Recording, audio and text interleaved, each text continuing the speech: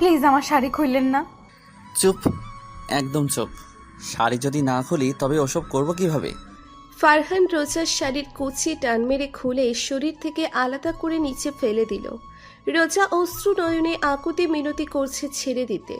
শাড়ি থেকে শরীর আলাদা হতে লজ্জায় দুহাত বুকে চেপে ফারহানের পা জড়িয়ে ধরে বসে পড়ে। প্লিজ ক্ষমা করে দাও আমাকে। আমি মানছি আমি ভুল করেছি, কিন্তু তার জন্য এত বড় শাস্তি দিও না। সমাজে মুখ দেখাতে পারবো না। ফারহান ধাক্কা দিয়ে সরিয়ে দিল পায়ের কাছ থেকে। একটু জোরেই লেগেছে, যার জন্য রোজা একটু দূরে খাটে গিয়ে বাড়ি খায়। ক্ষমা করব তাও তোকে ইম্পসিবল। তোর জন্য আজ আমি সবার কাছে খারাপ। সবাই আমাকে দেখলে মুখ ফিরিয়ে নেয়। যে মা আমাকে এক মুহূর্ত না দেখে থাকতে পারতো না, আজ সে আমার মুখ দেখতে চায় না। তোর জন্য ভার্সিটিতে থেকে আমাকে বের করে দিয়েছে। কি বলেছিলি আমার তোর লজ্জাহরণ করছে, তাই আজও সেই মিথ্যা কথা সত্যি করে দেব? বলেই ফারহান রোজাকে টেনে তুলে দাঁড় করায়। রোজার ছোটার জন্য ছটফট করছে। ফারহান সেদিকে লক্ষ্য না করে ধাক্কা দিয়ে বিছানায় ফেলে দেয়। চোখে তার প্রতিশোধের নেশা, যা দেখে রোজার গলা শুকিয়ে কাঠ হয়ে যায়। ভয়ে রোজার হাত পা কাঁপছে, নিজেকে শূন্য মনে হচ্ছে। আজ কি সত্যি সে ধর্ষিতা হয়ে যাবে, যা নিছকে মজার ছলে বলেছিল? আজ তা সত্যি হতে চলেছে। চোখ দিয়ে পানি পড়ছে। ও জানেই না ফারহানের সাথে এত কিছু হয়েছে সামান্য একটা কথা বলার জন্য। ও তো জাস্ট মজা করার জন্য এসব বলেছিল। আর সেই মজার জন্য যে কারো এত বড় ক্ষতি হয়ে যাবে ভাবতেও পারেনি। এই এক সপ্তাহে নানু বাড়ি ছিল রোজা, তাই ভার্সিটিতে কি হয়েছে ও জানে না। আজ ভার্সিটিতে পহেলা বৈশাখীর অনুষ্ঠান ছিল, তাই শাড়ি পরে এসেছিল। কিন্তু ভার্সিটিতে যেতে পারিনি, তার আগেই কেউ ধরে নিয়ে আসে। সে আর কেউ না, ফারহান। ফারহান, আমার এত বড় সর্বনাশ করো না। আমি তোমার পায়ে পড়ছি। আমি জানতাম না আমার ছোট মিথ্যা বলায় তোমার এত বড় ক্ষতি হবে। Believe me please. হাসালে, তুমি জানো না আমাকে বলবে আর আমি বিলিভ করব? তোমার মতো মেয়েদের আমার জানা আছে, সব কিছু করে এখন না জানার ভান করছো। প্লিজ বিলিভ করো। আমি রোজাকে আর কিছু বলতে না দিয়ে ফারহান ওর উপর শুয়ে পড়ে। রোজা কি করবে বুঝতে পারছে না, কি করে ফারহানকে থামাবে। ফারহান রোজার হাত নিচের হাত দিয়ে খাটে চেপে রোজা আহ করে ওঠে, একটু জোরে চেপে ধরেছে। প্লিজ। ফারহান ঠোঁটে আঙ্গুল দিয়ে থামিয়ে দেয়। রোজা ভেবেই নিয়েছে ওর সাথে আজ খারাপ কিছু হবেই। ও চোখের পানি ছেড়ে দিয়ে চোখ বন্ধ করে নিল। এখান থেকে আর বাড়ি ফিরে যাব না। নিজেকে শেষ করে দেব। নিজের দোষে আজ এই দিনটা দেখতে হচ্ছে। অনেকক্ষণ ধরে চোখ বন্ধ করে আছে রোজা, কিন্তু ফারহানের কোনো টাচ এখনো শরীরে পড়েনি, বরং সরে গেছে মনে হলো। হাতও আলগা। সঙ্গে সঙ্গে চোখ মেলে তাকাই রোজা, দেখে ফারহান খাটের কিনারে মাথা নিচু করে বসে আছে। রোজা কিছু বুঝতে পারছে না ফারহান চাইছেটা কি। এভাবে আমার দিকে না তাকিয়ে দেখে চলে যা আমার সামনে থেকে। গো নাও। রোজা অবাক হয়ে তাকিয়ে আছে। কি বলেছে? চলে যেতে? আমি কি ঠিক শুনলাম? উঠে দাঁড়িয়ে গেলাম। আমি সত্যিই যাব। তুমি? কেন, তুই কি ধর্ষণ হতে চাস নাকি? না, কিন্তু যা বলছি, এই মুহূর্তে যদি না যাস তাহলে যা করিনি তা কিন্তু করে দেব। আমি মেয়েদের যথেষ্ট সম্মান করি, তাই তোকে ছেড়ে দিলাম। কিন্তু কোনোদিন আমার সামনে আসিস না, তাহলে আমি এই কাজটা করেই ফেলবো। তোর জন্য আমার জীবন তছনছ হয়ে গেছে। আমি তোকে জাস্ট ভয় দেখানোর জন্য এত কিছু করেছি। কি হলো, এখনো দাঁড়িয়ে আছিস কেন? যা। রোজা আর কিছু না বলে ছটফট শাড়ি নিয়ে বাথরুমে চলে যায়। কোনো রকম পরে দরজা খুলে বেরিয়ে যায়। বাড়িতে এসেই কারোর সাথে কোনো কথা না বলে রুমে চলে যায় রোজা। এখনও ও ভয়ে আত্মা কাঁপছে। রোজা কি ভয়ঙ্কর কিছু ঘটতে যাচ্ছিল? কিন্তু আল্লাহ বাঁচিয়ে দিয়েছে। রাতে শুয়ে আছে খাটে রোজা, বারবার ফারহানের কথা মনে পড়ছে। রোজা ওর ফ্রেন্ড আনিশাকে কল করে জেনেছে যে ফারহানকে ভার্সিটি থেকে বের করে দিয়েছে, আর সব ওর জন্য। এসব শোনার পর তখন থেকেই খারাপ লাগছে আমার। এই এই মিথ্যা বলায় ফারহানের এত বড় ক্ষতি হবে জানলে কখনো বলতাম না। সাথে ফারহানের জন্য শ্রদ্ধাও আসছে। ও চাইলেই আমার সাথে অনেক কিছু করতে পারতো, কিন্তু ও এভাবে কিছু করেনি। ভয় দেখানোর জন্য এত কিছু করেছে। এত ভালো ও, আর আমার জন্য কিনা সবার কাছে খারাপ হলো। রোজা ভার্সিটিতে এসে সোজা স্যারের রুমে এসে নক করে ভিতরে ঢুকলো। স্যারকে সব বলতে হবে যে ফারহান আমার সাথে খারাপ কিছু করেনি। আমি সেদিন মিথ্যা বলেছি। যা শাস্তি দেওয়ার আমাকে দিক, আমি মাথা পেতে নিব। স্যার স্যার আমাকে দেখেই দাঁড়িয়ে গেল। আরে রোজা মাঝে এতদিন পর এলে? আমি তো জানি ওই রাস্কেলের জন্য ভার্সিটিতে আসনি। ওকে আমি ভার্সিটি থেকে বের করে দিয়েছি। এখন তো আর সমস্যা নেই, তাই না মামুনি? তোমার আব্বুকে কিছু বলেছো এসব? না। বাঁচালে মামুনি। আমি তো চিন্তায় ছিলাম কখন তোমার আব্বু এসে আমার চাকরিটা খেয়ে নেয়। না বলে বাঁচিয়েছো। ফারহানের মতো ছেলেকে এমন শাস্তি দিয়েছি, ওর আর কোনো ভার্সিটিতে পড়তে পারবে না। স্যার আপনার সাথে আমার জরুরি কথা আছে। হ্যাঁ বলো মামুনি। কি যে হবে কে জানি, চোখ বন্ধ করে বলতে লাগলাম। স্যার ফারহান আমায় কিছু করেনি। ওই দিন আমি যা বলেছিলাম সব মিথ্যা ছিল। আমি ফ্রেন্ডদের সাথে ডেয়ার নিয়ে এসব করেছিলাম। আমি ভাবতেও পারিনি এতটুকু বলতেই আপনারা ওকে এইভাবে ভার্সিটি থেকে বের করে দেবেন। ওর কোনো দোষ নেই স্যার। চোখ খুলেই স্যারের দিকে তাকাতেই স্যার জোরে চিৎকার দিয়ে দাঁড়িয়ে গেল। সি, তুমি এমন একটা কাজ করছো, আমি তো বিশ্বাসই করতে পারছি না। রোজা তোমাকে কত ভালোবাসো। রোজা তোমাকে কত ভালো ভাবছিলাম, সেই তুমি কিনা এমন মিথ্যা বললে। এই জন্যই তো বলি এত ভালো একটা ছেলে কি করে এইসব করতে পারে। স্যারের রুম থেকে বেরিয়ে এলাম। স্যারের বকা আমার কিছুই হয়নি। ফারহান যে ভার্সিটিতে আসতে পারবে এতেই অনেক। কিন্তু এটা বুঝতে পারলাম যখন আমার কথা বিশ্বাস করেছিল তখন ফারহানকে কত খারাপ কথা বলেছিল। আর এখন যেই জানতে পারলো ফারহানের দোষ নেই, সেই সে মহান ব্যক্তি। এরা এমন কেন? খারাপ কিছু পেলে পৃথিবীর সব থেকে খারাপ বানিয়ে দেয়, আর ভালো কিছু পেলে সবচেয়ে ভালো। সত্যিটা যাচাই করে না। বাইরে এসেই কলির সাথে দেখা। কলি আমার বেস্ট ফ্রেন্ড। ওকে দেখে জিজ্ঞেস করলাম সব, আর বললাম তোরা তো সব জানতি যে এগুলো মিথ্যে, তাহলে বলিসনি কেন? ও বলল ও নাকি বলতে চেয়েছিল, কিন্তু হাসিব, সোহেল, নিশা ওরা নাকি বলতে দেয়নি। কলির থেকে ফারহানের বাসার ঠিকানা নিলাম।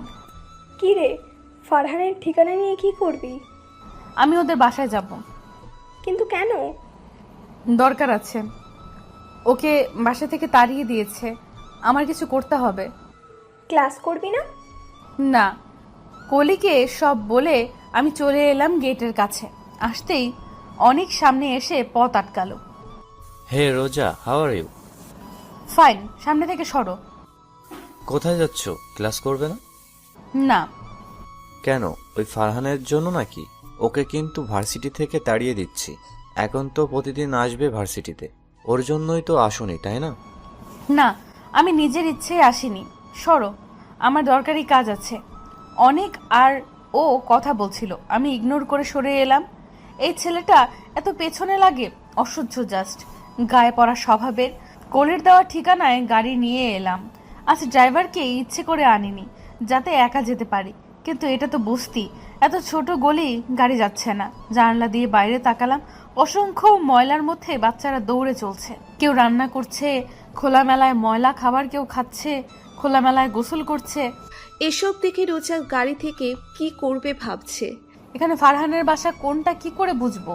হঠাৎ কিছু বাচ্চা ছেড়ে মেয়ে দৌড়ে এলো, গাড়ি ভিড় করে দাঁড়ালো। কি ঝামেলায় পড়লাম। গাড়ি থেকে নামতে একটা মেয়ে এসে দাঁড়ালো। মোটামুটি সুন্দর মেয়েটা, গায়ে সাদা নীল মিক্স করা কামিজ পরা, অন্য সবার থেকে একটু সভ্য বোঝা যাচ্ছে। আমার কাছে এসে জিজ্ঞেস করলো আমি এখানে কেন এসেছি, কাকে খুঁজছি। আমি মেয়েটার কাছে ফারহানের বাসার কথা বললাম। মেয়েটি বলল চেনে, আমাকে নিয়ে যাবে। আমার খুশি দেখে কি, মেয়েটির সাথে যেতে লাগলাম। এর মাঝে নামটাও জেনে নিয়েছি। মেয়েটার নাম তুলি। চিকন গলির ভেতর দিয়ে যাচ্ছি, নাক আমার বন্ধ হয়ে আসছে। কি গন্ধ! এখানে কিভাবে থাকে এরা? নাক ধরে হাঁটছি। কিছুক্ষণ যাওয়ার পর একটা ছোট্ট ঘরের সামনে এসে থামলো তুলি। একটা ছোট্ট ঘর, রুমে একটা খাট আর টেবিল আছে। সেখানে কয়েকটা জিনিস, আর খাটে শুয়ে আছে একটা মাঝবয়সী মহিলা। তুলি মেয়েটিকে বলল এটা ফারহানের মা। চাচি দেখো, ফারহানের ফ্রেন্ড এসেছে। কথাটা বলতেই মহিলাটি তার দুর্বল শরীর নিয়ে উঠে বসলো আর আমার দিকে অবাক হয়ে তাকিয়ে আছে। ফারহানের মা সামনে মেয়েটির দিকে তাকালো। কে এই মেয়ে? কখনো তো ফারহান মেয়ে বন্ধুর কথা বলেনি। মেয়েটিকে তো ধনী ঘরের মনে হচ্ছে। কেমন ছোট ড্রেস পরে এসেছে, হাঁটুর উপর জামা পরে আছে। রোজা ফারহানের আম্মুকে হাঁ করে তাকিয়ে থাকতে দেখে নিচের দিকে তাকালো। ইস, এরা নিশ্চিত এমন ড্রেস পছন্দ করে না। রোজা ছোট্ট একটা টপস পরে এসেছে। রোজা এমন করে তাকিয়ে থাকায় অস্বস্তি ফিল হচ্ছে। নিজের জামা টানতে লাগলো। তুলি মেয়েটি চলে গেল। রোজা আর একটু এগিয়ে সে তার পাশে বসতে চেয়েও বসলো না। আন্টি, আমি আপনাকে একটা জরুরি কথা বলতে এসেছি। আপনি হয়তো কথাটা শোনার পর আমাকে অনেক খারাপ মেয়ে ভাববেন, কিন্তু আমি তাও কিছু মনে করব না, কারণ আমি ভুল করেছি আর আমার জন্য ফারহানের এত ক্ষতি হলো। তোমার কথা আমি বুঝতে পারছি না মা। আন্টি, আমি রোজা। নামটা শুনেই আন্টি অপরাধীর মতো তাকালো আমার দিকে। আমি জানি এটা কেন। আমি সব খুলে বললাম। সে সব শুনে কান্না করতে লাগলো। ছেলেটাকে যে খুব ভালোবাসে তার প্রমাণ। অনেক খারাপ ব্যবহার করেছে সেটা বলল। আমি অপরাধ করেছি জেনে সে আমাকে কিচ্ছু বলল না, উল্টো খেতে দিতে চাইলো। আমি অনেক বলে চলে আসলাম। বাইরে এসেই ফারহানের সাথে দেখা হলো। কেমন অবস্থা হয়েছে তাকানো যাচ্ছে না, খুব মায়া হচ্ছে। আমাকে দেখে অবাক হয়েছে। রেগে দৌড়ে আমার হাত শক্ত করে ধরে বলল, কি হচ্ছে ফারহান? আমার হাত ছাড়ুন, আমি ব্যথা পাচ্ছি। ফারহান শক্ত করে আমার হাত মুঠো করে ধরেছে। আমি সত্যি ব্যথা পাচ্ছি। ফারহানের চোখ লাল টকটকে হয়ে আছে, যেন চোখ দিয়ে ভস্ম করে দেবে আমাকে। চেঁচিয়ে আমাকে বলল, তুই এখানে কি করছিস? আমি এখানে। আর কিছু বলতে পারলাম না। তুলি নামের মেয়ে দৌড়ে এলো আর বলল, এ কি, তুমি ওকে এইভাবে ধরে চেঁচামেচি করছো কেন? বন্ধুর সাথে কেউ এমন আচরণ করে? কি বলেছিস? কে আমার বন্ধু? কেন, এই মেয়েটা তোমার বন্ধু না? না, এই মেয়ে আমার শত্রু। একে জানিস রোজা, যার জন্য আমার জীবন নষ্ট হয়ে গেছে, তাকে আমার বন্ধু ভাবছিস? কি বলছো? এই সে কাল লাগেনি যে তোমার ভার্সিটির সবার সামনে বলেছে যে তুমি ওর লজ্জা হরণ করেছো ক্লাসের দরজা বন্ধ করে, যার জন্য তোমাকে ভার্সিটি থেকে তাড়িয়ে দিয়েছে? আর আমাকে কি মিথ্যে বলে তিনা তোমার ফ্রেন্ড, তাই তো চাচির কাছে নিয়ে গেছিলাম। মেয়েটা বাজেভাবে নানা কথা বলেই যাচ্ছে। আমি নাকি আর মিথ্যা বলার জন্য এসেছি এসব বলছে। ফারহানের চোখে নিজের জন্য শুধু ঘৃণা দেখতে পাচ্ছি। কেন জানি খুব খারাপ লাগছে, চোখ দিয়ে পানি পড়ছে। আমি তো সবাইকে সত্যিটা বলে এসেছি, আর ফারহান আমায় ভুল বুঝছে। আমার কোনো কথা না শুনে টেনে আবার বাড়িতে নিয়ে আসে আর চেঁচিয়ে ও মা মা করে ডাকতে লাগলো। ফারহানের মাও বেরিয়ে আসে। আস্তে আস্তে এসে আমার সাথে ফারহানকে দেখে বেশ অবাক হয়। ফারহান একের পর এক বাজে কথা আমার নামে বলে চলেছে। আন্টি রেগে তাকিয়ে আছে। আমি মাথা নিচু করে চোখের পানি ফেলছি। হঠাৎ ঠাস করে শব্দে চোখ উপরে তুলে থমকে গেলাম। আন্টি ফারহানকে চড় মেরেছে। ফারহান এক হাত গালে রেখে আছে আর এক হাত এখনো আমার বাম হাত শক্ত করে ধরে আছে। আন্টি হাত ছাড়িয়ে নিল। তোকে দেখে অবাক হচ্ছি ফারহান, তুই একটা মেয়ের সাথে এমন বাজে বিহেভ কি করে করতে পারছিস? এভাবে টেনে নিয়ে এসে যা না তাই বলছিস? তুই জানিস ও কেন এসেছিল? জানিস না জেনে কি করে নিজের ইচ্ছা মতো বলতে পারলি? ও তোর সাথে যা করেছে সব আমার কাছে এসে স্বীকার করেছে। বলেছে তুই ওর সাথে কিছুই করিসনি। ও যা বলেছে সব মিথ্যে।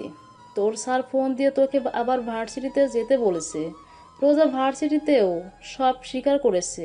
ও নিজের ভুল বুঝতে পেরেছে, তার জন্য সবার কাছে ক্ষমাও চাইছে। আমি ক্ষমাও করে দিয়েছি। কিন্তু তুই একটা ছেলে হয়ে ওর সাথে এখন এমন ব্যবহার কি করে করছিস? আমি কি তোকে এই শিক্ষা দিয়েছি? ফারহান হয়তো এগুলো শুনে প্রচুর মাপের অবাক হয়েছে। অবাক চোখে আমার দিকে তাকালো।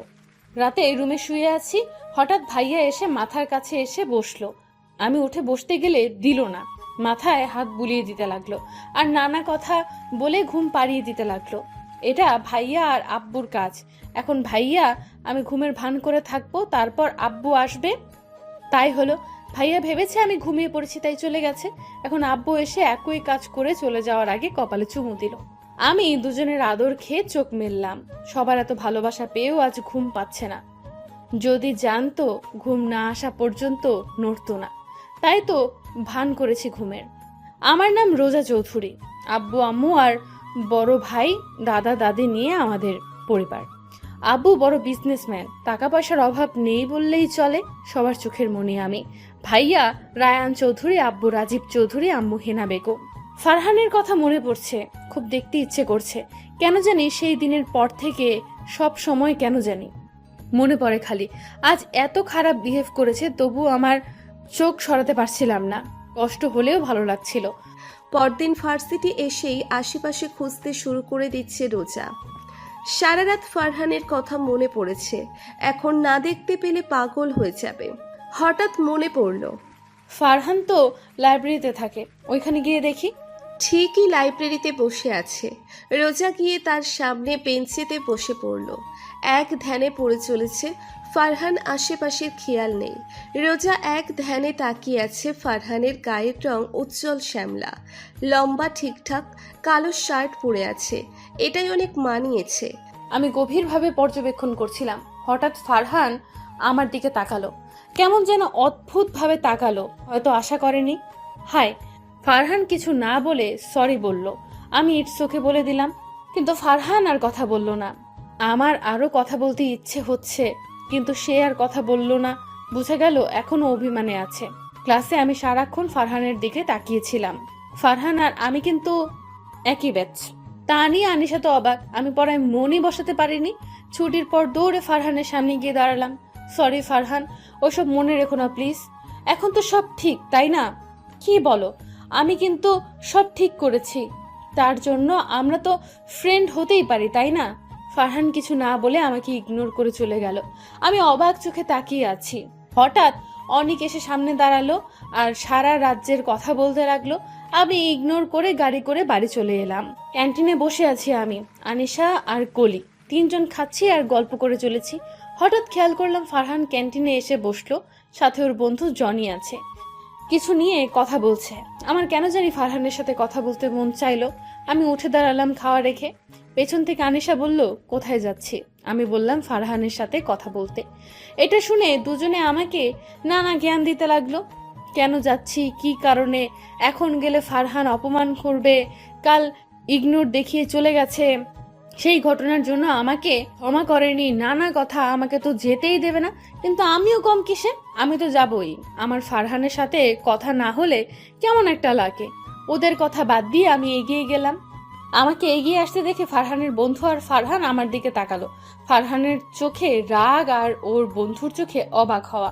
আমি তাদের চোখের ভাষা বুঝেও না বুঝতে পারার মতো ওদের সাথে বসে পড়লাম।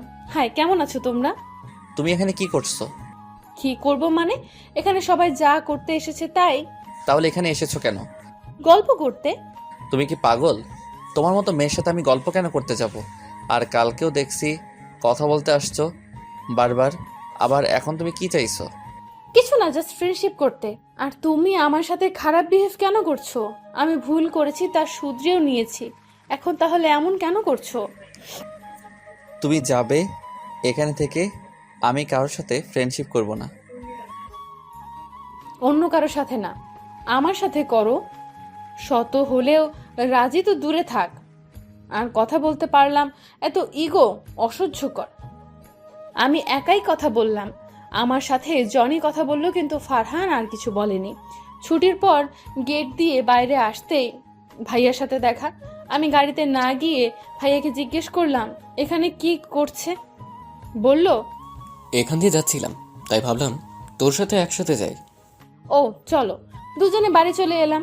পরদিন রোজা ভার্সিটিতে যেতেই অনেক সামনে এসে হাঁটু গেড়ে বসে পড়লো। রোজা ব্রু কুচকে তাকিয়ে আছে। ব্যাপারটা ওর বুঝতে অসুবিধা হচ্ছে। কি রে, তুই এইভাবে বসে আছিস কেন? রোজা, আমি অনেকদিন ধরে কথাটা বলবো ভাবছি, কিন্তু সাহস হয়ে ওঠেনি। আজ আর থাকতে পারলাম না। I love you. আমি তোকে অনেক ভালোবাসি। হোয়াট? অনেক উঠে আমার হাত ধরে বলতে লাগলো, প্লিজ রাজি হয়ে যা, আমি তোকে ছাড়া বাঁচতে পারবো না। আমি হাত ছাড়াতে বলছি, কিন্তু ও শুনছে না। এমন বাজেভাবে কেউ কখনো আমার সাথে করেনি। হঠাৎ ও এমন কেন করছে বুঝতে অসুবিধা হচ্ছে আমার। উপায় না পেয়ে ধাক্কা দিয়ে সরিয়ে ওর গালে চড় বসিয়ে দিলাম। তুমি আমার মারলে? নেক্সট টাইম এমন করলে আমি ভাইয়াকে বলে দিব। আর তুমি হয়তো জানো আমার ভাইয়া জানলে তোমার কি অবস্থা করবে। বলে চলে আসলাম। অনেকের চোখে স্পষ্ট রাগ ফুটে উঠেছে। ও যে এইভাবে প্রপোজ করে বসবে আমার ধারণার বাইরে ছিল ব্যাপারটা। আজ শুক্রবার, ভার্সিটি অফ, তাই কলিকে ফোন করে আসতে বললাম। বিকেলে শপিংয়ে যাব। 4টার দিকে বেরিয়ে পড়লাম। শপিং করে বের হয়ে গাড়িতে উঠতে যাব, তখন খেয়াল করলাম একটা মহিলা রাস্তায় পড়ে আছে, দূর থেকে মুখ দেখা যাচ্ছে না। আমি আর কলি এগিয়ে গেলাম। এ তো ফারহানের আম্মু। দুজন ধরে গাড়িতে এনে মুখে পানি ছিটা দিতে লাগলাম। আমি ভয়ে জড়সড় হয়ে আছি। কি হয়েছে ওনার, এখানেই বা কি করছিল? কলি বলে উঠল, উনি চোখ মেলে তাকিয়েছে। আমি ওনার দিকে তাকালাম। আমাকে দেখেও উনি অবাক চোখে তাকিয়ে আছে। আমি জিজ্ঞেস করলাম এখানে কেন এসেছে। বলল ওষুধ নিতে। আমি বললাম ফারহানকে বলেননি কেন? বলল না কিছু। উনি কি এখনো রেগে আছেন ফারহানের প্রতি? ওনার ওষুধ হাতে নিয়ে দেখলাম নষ্ট হয়ে গেছে। আমি আবার নেমে গিয়ে আনলাম, কিন্তু আমার মুখটা গম্ভীর করে রেখেছি। এবার কষ্ট লাগছে। এত বড় অসুখ হয়েছে। আন্টি, ওষুধ খেলে তো কিছু হবে না। ডাক্তার বলল আপনার অপারেশন করতে হবে। ফারহান আপনার অপারেশন করাচ্ছে না কেন? আচমকা আমার হাত ধরে আকতি মিনতি করে বলতে লাগলো, ফারহান কিছু জানে না মা, ওকে কিছু বলিনি। তুমি আবার বলে দিও না, ছেলেটা তাহলে পাগল হয়ে যাবে। এত টাকা কোথায় পাবে ও, তাই তো বলিনি। আমি অবাক হয়ে ওনার মুখের দিকে তাকিয়ে আছি। কলি আর আমি ওনাকে দিয়ে যেতে আসলাম, কিন্তু কলি নামলো না নোংরা দেখে। আমি ওনার হাত ধরে বাড়ি পর্যন্ত এগিয়ে দিয়ে গেলাম। চলে যাব তখনই ফারহান এলো বাড়িতে। আর কোথায় গিয়েছিল, কেন, কি হয়েছে প্রশ্ন করতে লাগলো।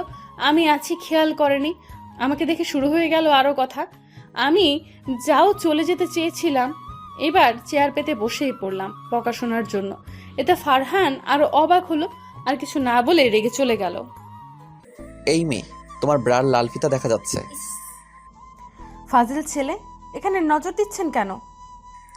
তুমি এখানে বসলে কেন? বকা শুনতে কি তোমার ভালো লাগছে?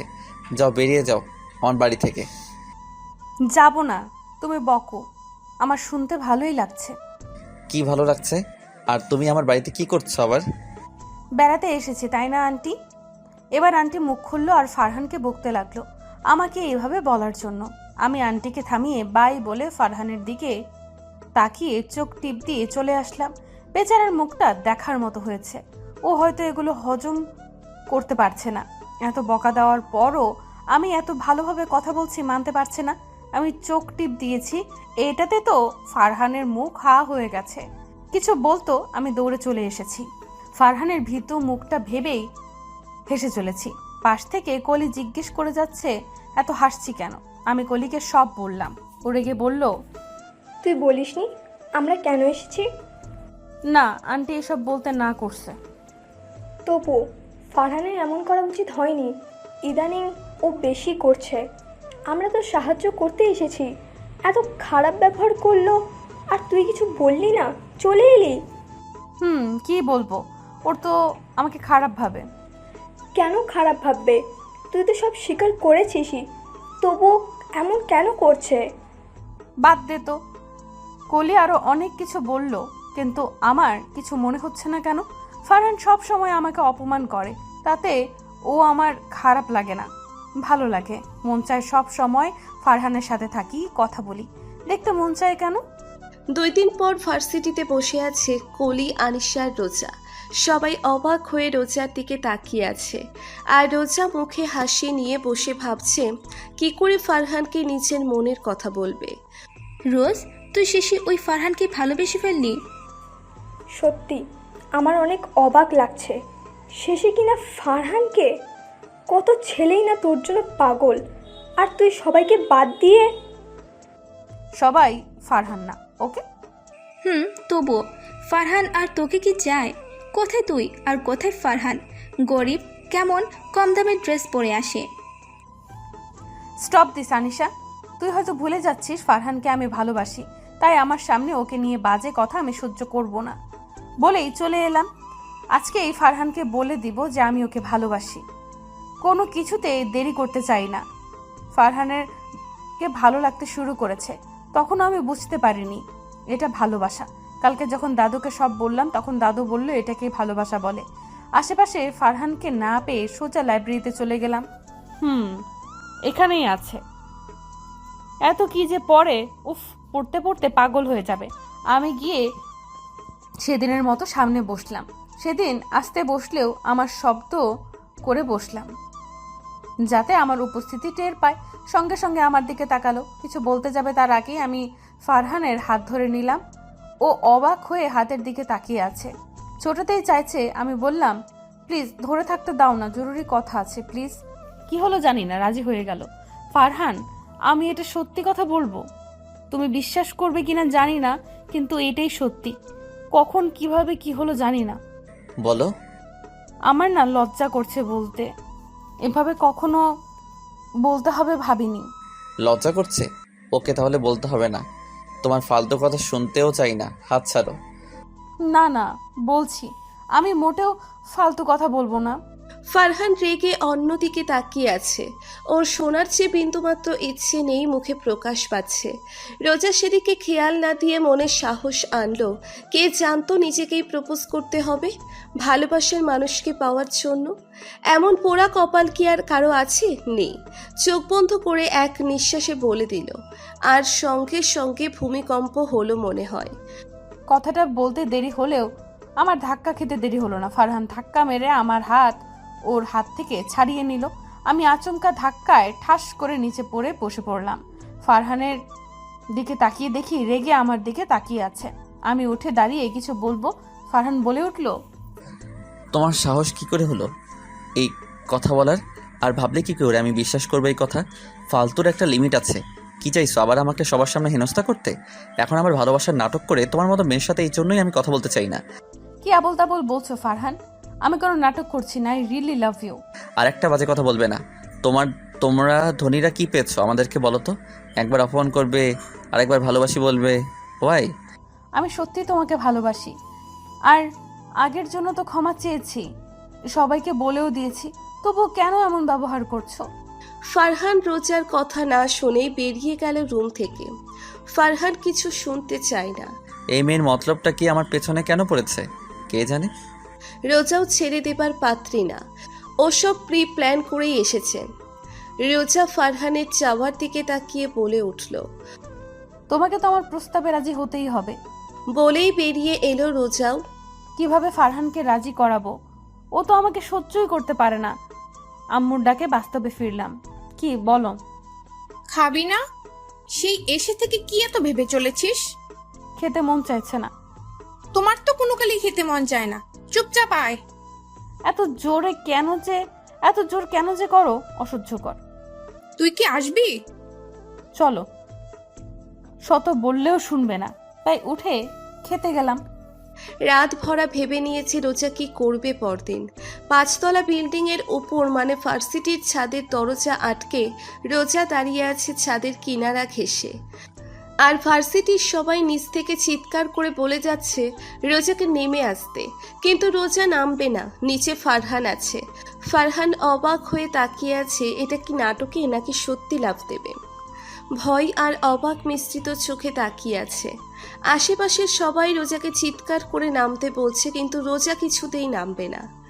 তাদের কারো কথায় আমি নামবো না। আমি আজ এখান থেকে লাফ দিয়ে মরে যাব, তাতে যদি আমার শাস্তি হয়। এখন ও অনেকে মনে করে আমি শাস্তি পাইনি আর ভুল করে শান্তিতে ঘুরে বেড়াচ্ছি। তার থেকে ভালো আমি মরে যাই, তাহলে অনেকে শান্তি পাবে। একটা ভুল করেছি, তার জন্য ক্ষমা চেয়েছি, কিন্তু তার কোনো প্রতিক্রিয়া করেনি। এখন আমার ভালোবাসাকেও নাটক বলছে। এই জীবন আমি রাখবো না।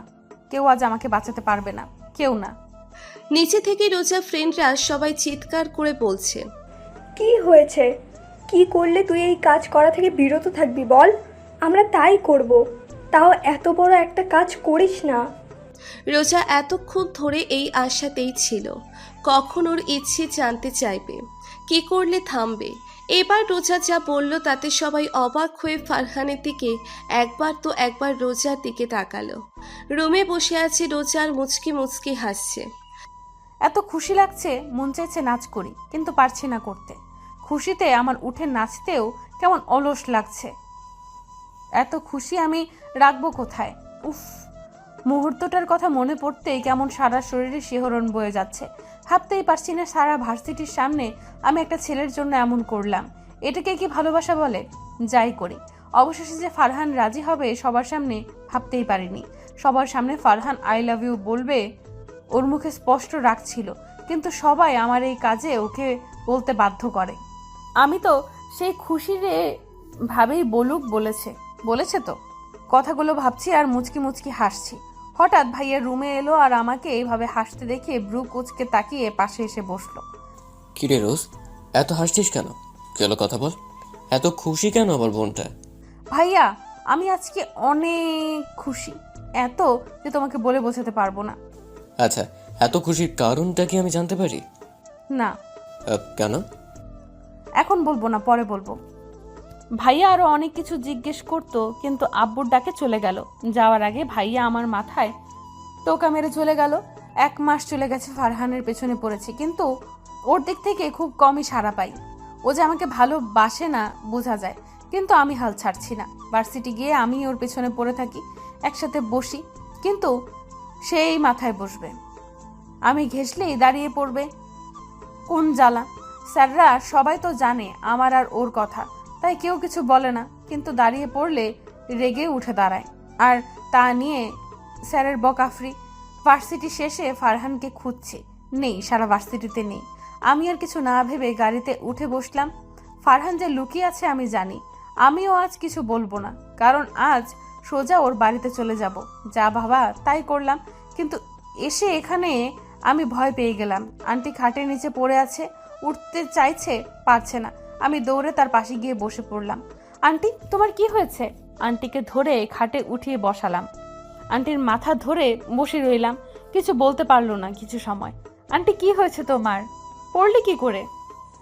ওই মাথাটা একটু ঘুরে উঠেছিল। তুমি ফারহানকে কিছু বলনি?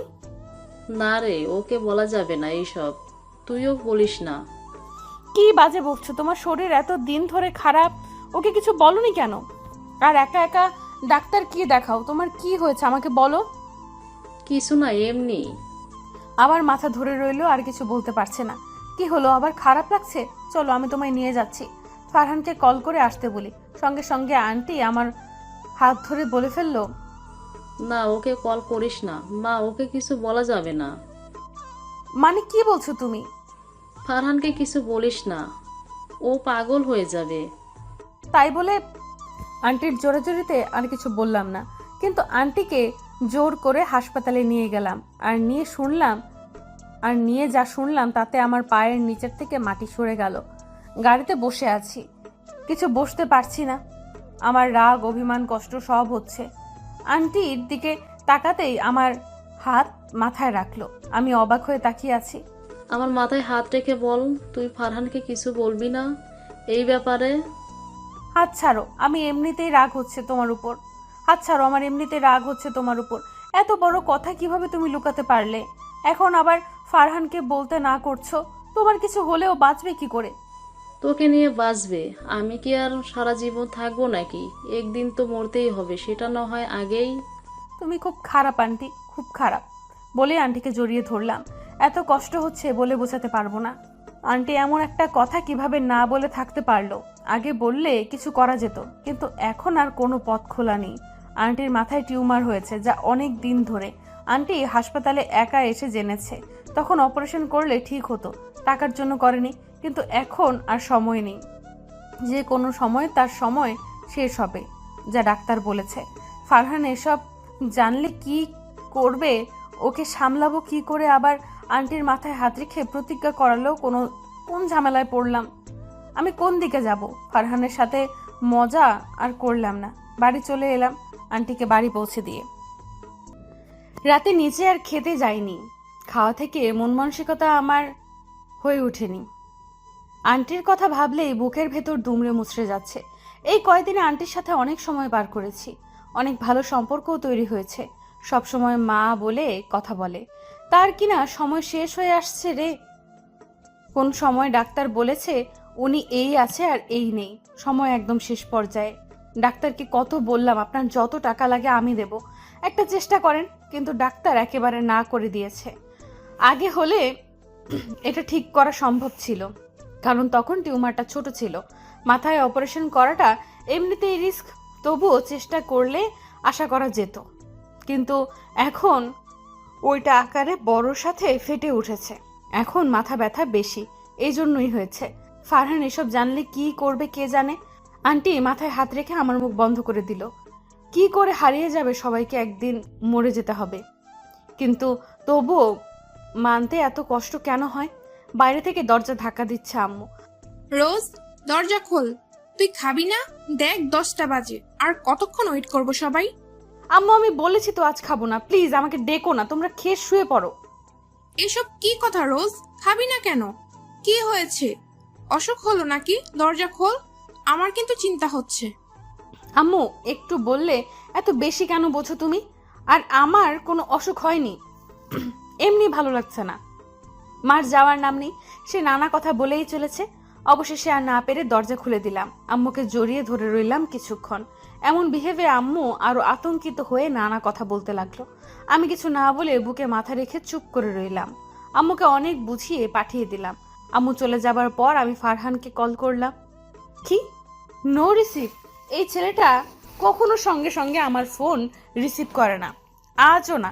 কিন্তু আমিও কম কিসে, ফোন দিয়েই চলেছি, না ধরা অবধি থামবো না। অবশেষে ফোন রিসিভ হলো। হ্যালো। বলো। এত দেরি হলো কেন ফোন রিসিভ করতে? ধরিনি তাই। ধরনি কেন? কথা বলতে চাইনি তাই। ফারহান একটা সত্যি কথা বলবে? বলো। তুমি আমাকে একটুও ভালোবাসো না? না। সঙ্গে সঙ্গে উত্তরটা দিল।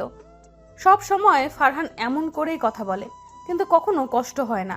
আজ খারাপ লাগছে, মনে হচ্ছে জোর করে আমি ভুল করেছি।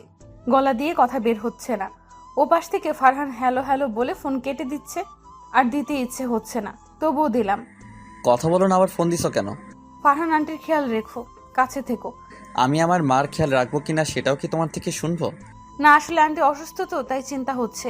তুমি জানলে কি করে? এই রে, কি বলতে কি বলে ফেলেছি। আজ যে গিয়েছিলাম সেটা তো বলা যাবে না। আমি ফট করে ফোন কেটে দিলাম। পরদিন ফ্রাইডে, আজকে ভার্সিটি অফ। সারাদিন কোনোভাবে কাটিয়ে দিলাম আর ডিসিশন নিলাম ফারহানকে সব জানিয়ে দেব।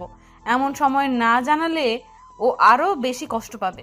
কিন্তু ফোনে না, ভার্সিটিতে গিয়ে সামনে বসে ভালো করে বলবো। সকালে উঠে আগেই ভার্সিটিতে চলে গেলাম। প্রতিদিন দেরি হলেও আজ আগেই আসছি। এ পর্যন্ত সব না জানাতে পার, আমি শান্তি পাবো। আন্টি যাই বলুক, আমার জানিয়ে দেওয়াটাই ঠিক হবে, কারণ মায়ের সম্পর্কে ফারহানের সব জানা উচিত। তাহলে আন্টির অনেক সেবা করতে পারবে, পরে নিজেকে সান্ত্বনা দিতে পারবে। কিন্তু এটা পরে জানলে কষ্ট অনেক বেশি পাবে। সারা ভার্সিটি খুঁজে পেলাম না, বসে আছি, আসছেও না। আমি অনেক আগে এসে পড়েছি ভার্সিটি, এখনো ফাঁকা। আস্তে আস্তে সবাই আসছে, কিন্তু ফারহানের দেখা নেই। আর না পেরে ফোন লাগালাম, কিন্তু বরাবরের মতো রিসিভ হচ্ছে না। একের পর এক দিয়েই চলেছি। বিরক্ত হয়ে ফোন রেখে দিলাম, কিন্তু রিসিভ হলো না। দেখলাম ক্লাসের স্যার আসছে, দেখেই ক্লাস রেখে বেরিয়ে এলাম। আনিশা আজ আসেনি। হঠাৎ ফোন বেজে উঠলো, দেখলাম ফারহান। খুশি হয়ে রিসিভ করলাম। ফারহান, এসব কি? তুমি ফোন কেন রিসিভ করছো না? আর ভার্সিটিতে আসোনি, আজ কোথায় তুমি? খুঁজে পাচ্ছি না কেন? আজও লুকিয়ে আছো? প্লিজ সামনে এসো, আমার অনেক জরুরি কথা আছে তোমার সাথে। রোজা, আমি ফারহান না, জনি। জনি, তুমি কেন ফারহানের ফোন ধরেছো? ফারহানের কাছে দাও। ফারহান ফোন ধরতে পারবে না, ও সেই অবস্থাতে নেই। মানে? তারপর যা শুনলাম, আমার পায়ের নিচ থেকে মাটি সরে গেল। একদিনও গেল না। কালকে সব জানিয়ে দেওয়া উচিত ছিল। এখন ফারহানকে সামলাবো কি করে? বাড়ি এসে আন্টির দেওয়া কাগজ নিলাম, এবার বেরিয়ে পড়লাম। উদ্দেশ্য ফারহানের বাড়ি। এখানে এসেই গাড়ি থেকে নেমেই তুলি বলে মেয়েটাকে দেখলাম। আমাকে দেখে কেমন রাগি চোখে তাকালো। কি বলবো, ইগনোর করে চলে গেল। বুঝলাম না ব্যাপারটা কিছু। আমি দ্রুত গতিতে এগিয়ে বাড়িতে প্রবেশ করলাম। কিছু মহিলা চিৎকার করে কাঁদছে। কেউ বলছে খুব ভালো ছিল, না কথা বলছে না, কিভাবে মরলো না কিছু। আমি খুঁজে জনিকে পেলাম। জনি আমাকে ফারহানের কাছে নিয়ে গেল। কি অবস্থা হয়ে গেছে। ছেলেরা যে এত কাঁদতে পারে জানতাম না। কখনো কোনো ছেলেকে এভাবে কাঁদতে দেখিনি। ছেলেরা অনেক কষ্টে হয়, কাঁদে না, কিন্তু ফারহান কাঁদছে বাচ্চাদের মতো। আমি ফারহানের কাছে এগিয়ে গিয়ে কাঁধে হাত রাখলাম। ও শান্তভাবে আমার দিকে তাকালো, কিন্তু বেশিক্ষণ শান্ত রইল না। তেজি হয়ে কঠিন করে তাকিয়ে উঠে দাঁড়ালেও ওর আমার কাছে রাগের কারণটা বুঝলাম না। কিছু জিজ্ঞেস করার আগেই আমার গালে চর বসিয়ে দিল। ঘটনা আকস্মিক। আমি হতভম্ব হয়ে গেলাম। ছল ছল চোখে তাকিয়ে আছি ফারহানের দিকে। ও আমাকে মারলো। কখনো কেউ আমার গায়ে হাত তুলেনি, আজ ফার্স্ট ফারহান আমার গায়ে হাত তুলল। যাকে এত ভালোবাসি তার থেকে এটা আমি আশা করিনি। কি করেছি আমি যার জন্য এমন কাজ করলো? আমি তোর কষ্টের জন্য এমন পাগলের মতো ছুটে এসেছি, আর ওই আমাকে কষ্ট দিল। গালে হাত দিয়ে চোখ ভর পানি নিয়ে তাকিয়ে আছি। ফারহান যা বলল তা শুনে আমার পায়ের নিচের মাটি সরে গেল। আমি নাকি আন্টির ক্ষতি করেছি, আমাদের রিলেশনের কথা আন্টিকে জানিয়েছি, আর তা আন্টি মানেনি। আমাকে অপছন্দ বলেছে, তাই আমি নাকি তাকে অপমান করেছি। আমার অপমান সহ্য করতে না পেরে সে অসুস্থ হয়ে আমি নাকি তখন হসপিটালে নিয়ে যাই, তারপর গলির মোড়ে নামিয়ে দিয়ে চলে যাই। আমি নাকি আন্টির মৃত্যুর জন্য দায়ী। এক নিঃশ্বাসে কথাগুলো চিৎকার করে বলল ফারহান। গাল থেকে হাত নামিয়ে অবাক হয়ে শুনছি। এসব কি বলছে পাগলের মতো? আমি কিছু বলতে যাব, পাশ থেকে তুলি বলে উঠল, এই মায়াটা ভালো না আমি আগেই জানতাম, হুটহাট চলে আসে। আমি তো শুনলাম চাচির লোকে কি জানি কথা কইবার নইছে, হঠাৎ দেখলাম চাচিরে ধইরা নিয়ে যাইবাই লইছে গাড়ির কাছে। আমি আসমো কিন্তু তার আগেই গাড়ি চইলা গেল। আবার দেখি একটা ঔষধ হাতে দিয়া মায়াটা চইলা গেল। প্রথম দিন তো ভালোই ভাবছিলাম, কিন্তু এখন দেখি কত সেনা। একদমে কথাগুলো বলছে, কি থেকে কি বলছে আমার মাথায় ঢুকছে না। মেয়েটা যে চরম মিথ্যে ফারহানের কানে দিয়েছে সেটা বুঝতে পারছি। ফারহান, আমার কথা শুনো, ওর কথা বিলিভ করো না। ও কি আবল তাবল বলছে, তুমি আমার কথা শোনো। না, আমি তোমার কোনো কথা শুনবো না। তুমি এই মুহূর্তে বেরিয়ে যাও। তোমার জন্য আমি আমার মাকে হারিয়েছি। জোর করে আমাকে রিলেশন করতে বাধ্য করেছো সারা ভার্সিটির সামনে। আবার আমার মাকে সব বলে কষ্ট দিলে কেন বলো? কেন আমার জীবনটা নরক করে দিলে? কেন? কি ক্ষতি করেছিলাম আমি? তোমার সাথে দেখা হবার পর থেকে আমার জীবনটা এলোমেলো হয়ে গেল, সব শেষ হয়ে গেল। তুমি আমার জন্য একটা অভিশাপ। কেন মাকে সব বললে? কেন? আমার মা ছাড়া আর কেউ নেই। এখন আমি কি করে থাকবো এই ঘরে? মা ছাড়া আমি বড় একা, বড় একা। জনি, ওকে চলে যেতে বলো। ও এখানে থাকলে আমি কি করে ফেলবো নিজেও জানি না। ফারহান আমার কথা না শুনে এত অপমান করলো, খুব কষ্ট পেলাম। যেখানে আমার দোষই নেই তার জন্য শাস্তি পাচ্ছি। না, আর কখনো ফারহানের কাছে আসবো না। ও কি বলল? আমি ওর জন্য অভিশাপ? না, এই অভিশাপ হয়ে আমি আর আসতে চাই না। ও আমাকে একটুও ভালোবাসে না, একটুও না। যেখানে ভালোবাসা নেই সেখানে আমি কি করে থাকি? আর জোর করব না, কখনো জোর করব না নিজে থেকে। না আসলে আমিও আর আসবো না। হাতের পিঠে চোখের পানি মুছে নিলাম। তারপর ব্যাগ থেকে চিঠি বের করলাম, যা কালকে আন্টি আমাকে দিয়েছিল। আমি এগিয়ে ফারহানের কাছে যেতে নিলে ফারহান হাত উঠিয়ে থামিয়ে দেয়, যেতে মানা করে। আমি আর এগিয়ে যাই না, সাহস হয় না। এই কয়দিনে আমি একটু জায়গা করতে পারিনি ফারহানের মনে। এটা ভেবে আরো কষ্ট লাগছে, মরে যেতে ইচ্ছে হচ্ছে। আন্টি, তুমি কেন এভাবে চলে গেলে? আমি যে ফারহানকে হারিয়ে ফেললাম একেবারে। চিঠিটা জনির হাতে দিয়ে দৌড়ে বাইরে চলে এলাম। আন্টির কাছে গেলাম, অনেক মহিলা বসে আছে। আমি কাছে গেলাম না, দূর থেকে দেখলাম সাদা কাপড়ে মুড়িয়ে রাখা হয়েছে। আর দাঁড়ালাম না, চলে এলাম। আন্টির জন্য ফারহানের কাছে এত অপমানিত হয়ে আমি এতটা ব্যর্থ, একটু জায়গা করতেও পারিনি, উল্টো ঘৃণার পাত্রী হলাম। 3 দিন পর, এই 3 দিন ফারহানের সাথে যোগাযোগ করিনি। অনেক কষ্ট পেয়েছি, কিন্তু কথা না বলে থাকতে পারছি না। সব রাগ ভুলে যেতে ইচ্ছে হচ্ছে। ও কেমন আছে কে জানে। মাকে হারিয়ে বেচারা তো অনেক কষ্ট পেয়েছে। আমি সেটা ভেবে ওকে একা ছেড়ে দিয়ে ভুল করেছি। আন্টি বলেছিল সব সময় ওর পাশে থাকতে, আর আমি কিনা এইভাবে চলে এলাম। ওই তুলি মেয়েটাই তো এসব করেছে, ওকে তো আমি ছাড়বো না। মিথ্যা বলা না, ভার্সিটিতেও যাইনি 3 দিন। রাগ ভুলে আবার ফারহানের কাছে যাওয়ার সিদ্ধান্ত নিলাম। ভার্সিটিতে যাওয়ার কথা বলে ফারহানের বাড়ি যাওয়ার জন্য বেরিয়ে পড়লাম। গলির মোড়ে এসে গাড়ি থেকে নামতেই তুলি বলে মেয়েটাকে দেখলাম। আমি ডাক দিব তার আগেই দৌড়ে চলে গেল। এমন বিহেভে অবাক হয়ে তাকিয়ে আছি তুলির যাওয়ার দিকে। ওকে পরে দেখে নেব, আগে ফারহানের সাথে কথা বলে আসি। এগোতে লাগলাম। আজ ওকে ফারহান অপমান করবে নাকি আমাকে বোঝার চেষ্টা করবে। বাসায় ঢুকেই জনির সাথে দেখা হলো। জনি আমাকে দেখেই দৌড়ে এলো। আমার অপেক্ষায় ছিল এমন তার হাবভাব। আমি ব্রু কুচকে তাকিয়ে আছি। রোজা, তুমি এসেছো? আমি জানতাম তুমি আসবে, রাগ করে থাকতে পারবে না।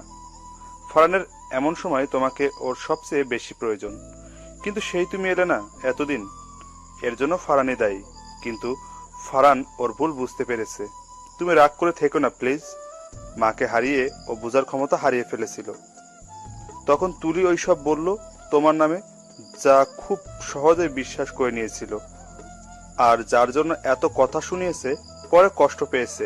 কারণে ও মুখে স্বীকার না করলেও ও তোমাকে ভালোবাসতো, কিন্তু তোমাকে জানতে দিতে চায় না, তাই ইগনোর করত। ও ভাবতো ও তোমার যোগ্য না। তুমি এত ধনী ঘরের মেয়ে, পরে যদি আর ওকে ভালো না বাসো, তাই নিজে থেকে তোমাকে অবহেলা করত। কিন্তু তুমি ওই দিন আর জোর না করাই আর যোগাযোগ না করাই ছেলেটা কত কেঁদেছে। একে তো মানেই, দুই কষ্ট কি অবস্থা হয়েছে, খায় না, ঘুমায় না, সারাদিন নিজেকে দোষারোপ করে। চিঠিটা পড়ে আরো ভেঙে পড়েছে, যাতে জানতে পারেছে আন্টির মৃত্যুর জন্য তোমার কোনো হাত নেই। তখন থেকে আরো কষ্ট পাচ্ছে, পাগলামো করছে। সব শুনে অবাক হয়ে আছি, আর কিছু না। ফারহানও আমাকে ভালোবাসে শুনেই আমার মনটা নেচে উঠল। আর কিছু না শুনেই ভেতরে এলাম। ফারহান বসে আছে, আমাকে দেখে বড় বড় চোখ করে তাকিয়ে আছে। আমি এসেছি এটা বিলিভ করতে পারছে না। কি অবস্থা হয়েছে ছেলেটার! আমি কেন এত রেগে গেলাম? না হলে আর কষ্ট কম হতো ওর। আমি এগিয়ে যাওয়ার আগেই ফারহান এগিয়ে এলো আর আমার হাত ধরে একটা কথাই বলল। রোজার খুশি আর দেখে কে? ফারহান নিজের ভুল স্বীকার করেছে, ওকে ভালোবাসে। তখন থেকে খুশিতে কি থেকে কি করবে ভাবার বাইরে। ফারহান যে এই কথা বলবে কল্পনাও আমি তো ভেবে নিয়েছিলাম। ফারহানকে আর কখনো পাবো না, ওকে ভুলতে হবে। কিন্তু আল্লাহর অশেষ মেহেরবানি আমার কাছে ফারহানকে দিয়েছে। ফারহান আমাকে ভালোবাসি বলেছে। 1 সপ্তাহ হলো ফারহান ভার্সিটি আসে না, ফোন দিলে ধরে না বেশি। আমি ডিস্টার্ব করি না। এখন সবে মাত্র মাকে হারিয়ে কষ্টে আছে, তাই হয়তো। কিন্তু আর 3 দিন পর এক্সাম। এখন তো ফারহানের ভার্সিটি আসতেই হবে, কষ্ট তো হবে। তাই ভার্সিটি না এসে লেখাপড়ার ক্ষতি কেন করবে? রাতে ফোনে ফারহানকে অনেকবার বোঝাতে চেয়েছি, বলতে চেয়েছি, কিন্তু ফারহান ভার্সিটির ব্যাপারে কিছু বললেই ফোন রেখে দেয়। তাই আর ফোনে না, সরাসরি ওর বাড়িতে চলে যাব। ভার্সিটির জন্য তৈরি হয়ে বেরিয়ে পড়লাম। গাড়িতে উঠে স্টার্ট দেব, ভাইয়া এসে গাড়িতে বসলো। আমি স্টার্ট দেওয়া বাদ দিয়ে অবাক হয়ে তাকালাম। কিরে, এভাবে তাকিয়ে আছিস কেন? তাড়াতাড়ি ছাড়, আমার অফিসে লেট হয়ে যাচ্ছে। মানে কি তোর লেট হচ্ছে? তো তুই এখানে উঠছিস কেন? তোর গাড়ি কই? সেটা খারাপ হয়েছে, কাল অফিস থেকে আসতে খারাপ হয়ে গেছে। আমি তো অটো করে বাড়ি এসেছি, ঠিক হয়নি। আজ তোর সাথেই যেতে, অফিসের রাস্তা তো তোর ভার্সিটির দিকেই, তাই তোকে রেখে আমি গাড়ি নিয়ে চলে যাব। তারপর ড্রাইভারকে দিয়ে পাঠিয়ে দিবনি, গাড়ি নিয়ে আসবে। রোজার কপালে গোছ পড়ল। কোন জ্বালা! আজকে ভাইয়ার গাড়ি নষ্ট হতে হলো। আমি তো ভার্সিটি যাব না, এটা তো আর ভাইয়াকে বলা যাবে না। এখন ভার্সিটি গেলে অনেক সময় লস হয়ে যাবে। কি করি এখন? হঠাৎ বুদ্ধি এলো রোজার মাথায়। আচ্ছা ভাইয়া, তুমি আমার গাড়ি নিয়ে চলে যাও। চলে যাব মানে? তুই যাবি না? না। না মানে কি? তোর না পরীক্ষা চলে এসেছে, এখন অফ দেওয়া ঠিক না। চুপচাপ চল, আমি সাথে গেলে সমস্যা কি? সমস্যা না তো ভাইয়া, আমি বলতে চাইছি তুমি চলে যাও। আমার জন্য কেন দেরি করবে? ভার্সিটি থামবে, আর আমি তো জোরে চালাই না। আমি বরং আজ লোকালেই চলে যাই। না, একদম না, লোকালে যাওয়া দরকার নেই। কাল আমি বুঝেছি কি বাজে অবস্থা তোর, কষ্ট হবে, আর আমার তোর জন্য লেট হবে। জোরে চালাস না তো, আমি ড্রাইভ করি, তুমি পাশে বসো। না ভাইয়া, আমার লোকালে যেতে প্রবলেম নেই তো। তুমি যাও না গাড়ি নিয়ে, আর পাঠাতে হবে না, আমি ঠিক চলে আসবো, প্রবলেম হবে না। ভাইয়া কিছুতেই আমাকে রেখে যাবে না, কিন্তু আমি কোনোভাবেই যাব না ভাইয়ার সাথে। আমার সাথে পেরে না উঠে ভাইয়া চলে গেল গাড়ি নিয়ে, আর আমি চললাম গাড়ি খুঁজতে। দাঁড়িয়ে আছি তো আছি, কোনো গাড়ি পাওয়া যায় না। এইভাবে অন্যরা চলে কিভাবে? কোনোভাবেই গাড়ি পেলাম না। আগে যেতে চাইলে এই অবস্থাই হয়। বাসায় চলে এলাম। আম্মু আমাকে দেখে অবাক হয়ে জিজ্ঞেস করলো কি হয়েছে। সব বললাম। সব শুনে আম্মু আমাকেই বকলো, যাইনি ভাইয়ের সাথে। তাই আম্মুকে চোখ করিয়ে জিজ্ঞেস করলাম এখন যাব কি করে, সেই সাজেশন দাও। আম্মু ভেবে বলল, স্কুটিটি নিয়ে যা। হঠাৎ স্কুটির কথা বলাতে আমি লাফিয়ে উঠলাম। আমার তো মনেই ছিল না আব্বু এবার জন্মদিনে গাড়ি দিয়েছে, তাই আর স্কুটির কথা মনেই নেই। 6 মাসের মতো হয়ে গেছে ওইটা ধরিনি। আম্মুকে জড়িয়ে ধরে চুমু খেয়ে বেরিয়ে গেলাম। রফিক চাচাকে বলে সেটা বের করে আনলাম। কি অবস্থা হয়েছে! মাকড়সার জালে ভরে আছে, ধুলো ময়লা লেগে আছে। যখন ব্যবহার করতাম কত যত্ন করা হতো, এখন নতুন পেয়ে এটাকে একেবারে অবহেলায় ফেলে রেখেছি। দেখেই খারাপ লাগছে। এটা আব্বু যখন গিফট করেছিল কত খুশি হয়েছিলাম, কত স্মৃতি আছে এই স্কুটিতে, অথচ এখন এটাকেই ভুলে গেছি। মানুষ সত্যিই স্বার্থপর। নতুন ভালো কিছু পেলেই পুরনো জিনিসকে অবহেলা করতে থাকে। রফিক চাচাকে বলে পরিষ্কার করতে লাগলাম, আমিও করছি সাথে। অবশেষে শেষ হলো, পানি দিয়ে মোছা হয়েছে, যার জন্য আবার আগের মতো সুন্দর লাগছে। দেখি মুখে হাসি ফুটে উঠল। ফারহানদের বাসার গলি দিয়ে আজ বাইক ঢুকছে, কারণে গাড়ির মতো তো আর বাইক বড় না। আমি নেমে হাত দিয়ে নিয়ে যাচ্ছি। হঠাৎ তুলিকে চোখে পড়ল। মেয়েটা এখনো আমাকে খেয়াল করেনি। দেখেই বাইক রেখে ওর হাত ধরে টেনে আনতে লাগলাম। আচমকা টানাতে ভয় পেয়ে আমার দিকে তাকালো, আর আমাকে দেখে অবাকের সাথে ভয় পেয়ে গেল। হয়তো হাত ধরা না থাকলে ছুটে পালাতো, কিন্তু সে সুযোগ নেই। আমি যে হাত শক্ত করে ধরে রেখেছি। আমার হাত ছাড়েন, এমন করে টানছেন কেন? আমি কিছু না বলে বাইকের কাছে এনে হাত ছাড়লাম না, দাঁড়ালাম। আমারে আনে আনলেন কেন? তোমার সাথে আমার জরুরি কথা আছে তুলি। আমার আপনার লগে কোনো কথা নাই, আমার হাত ছাড়েন কইতাছি। সরি, হাত ছাড়তে পারবো না। আমাকে দেখে ভয় পাচ্ছ কেন, আর লুকাচ্ছ কেন? কনে আমি লুকাইলাম? আর ভয় পামো কেন? আমনে বাঘ না ভাল্লুক যে ভয় পামো? আমারও তো সেই কথা, ভয় পাও কেন? আমি কি বাঘ নাকি ভাল্লুক? আই মিন তুমি যা বললে আমিও তাই বললাম। আমার দিকে তাকাচ্ছ না কেন? ভয় না বলে পাও না? Okay good. তা কিছু সত্যি কথা বলবে? কোন? তুমি কি ফারহানকে ভালোবাসো? সঙ্গে সঙ্গে মেয়েটি আমার দিকে তাকালো। কি হলো বলো, তুমি ফারহানকে ভালোবাসো নাকি ফারহান তোমাকে, নাকি দুজন দুজনকে? কি কোন আপনি? আমার কথার জবাব দাও। আমি জানি তুমি ফারহানকে লাইক করো, তাই তো আমার নামে মিথ্যা বলে আমাকে ফারহানের জীবন থেকে সরাতে চাইছিলে। আপনি কেমনে জানলেন? আমি জানি সব। বলো, আমি সত্যি বলেছি না? না, আপনি সত্যিই কোন। নয় ফারহান ভাইও আমার ভালোবাসে, কিন্তু আপনি জোর করে তারা আমার থেকে কায়রা নিতেছেন, তাই তো ওইগুলো বানাইয়া কইছি। ও, ফারহানও তোমাকে ভালোবাসে, কিন্তু আমাকে তো কখনো এই কথা বলে নাই। বললে আমি তোমাদের বিয়ে দিয়ে দিতাম। আচ্ছা, নো টেনশন। এখন যেহেতু জেনে গেছি, বিয়ে আমি দিয়ে দিব। তার আগে ফারহানের কাছে জেনে নিই। মানে? আর কিছু না বলে তুলিকে নিয়ে ফারহানের বাড়ির দিকে যেতে লাগলাম। ফারহান, তোমার বউ নিয়ে এসেছি। ফট করে কথাটা বলে উঠল রোজা। আচমকা এমন অদ্ভুত কথা শুনে ফারহান বসা থেকে উঠে দাঁড়ালো, সাথে চোখ মুখে বিস্ময়। তার কি বলছে? রোজা পাগল হলো নাকি? মানে কি সব বলছো?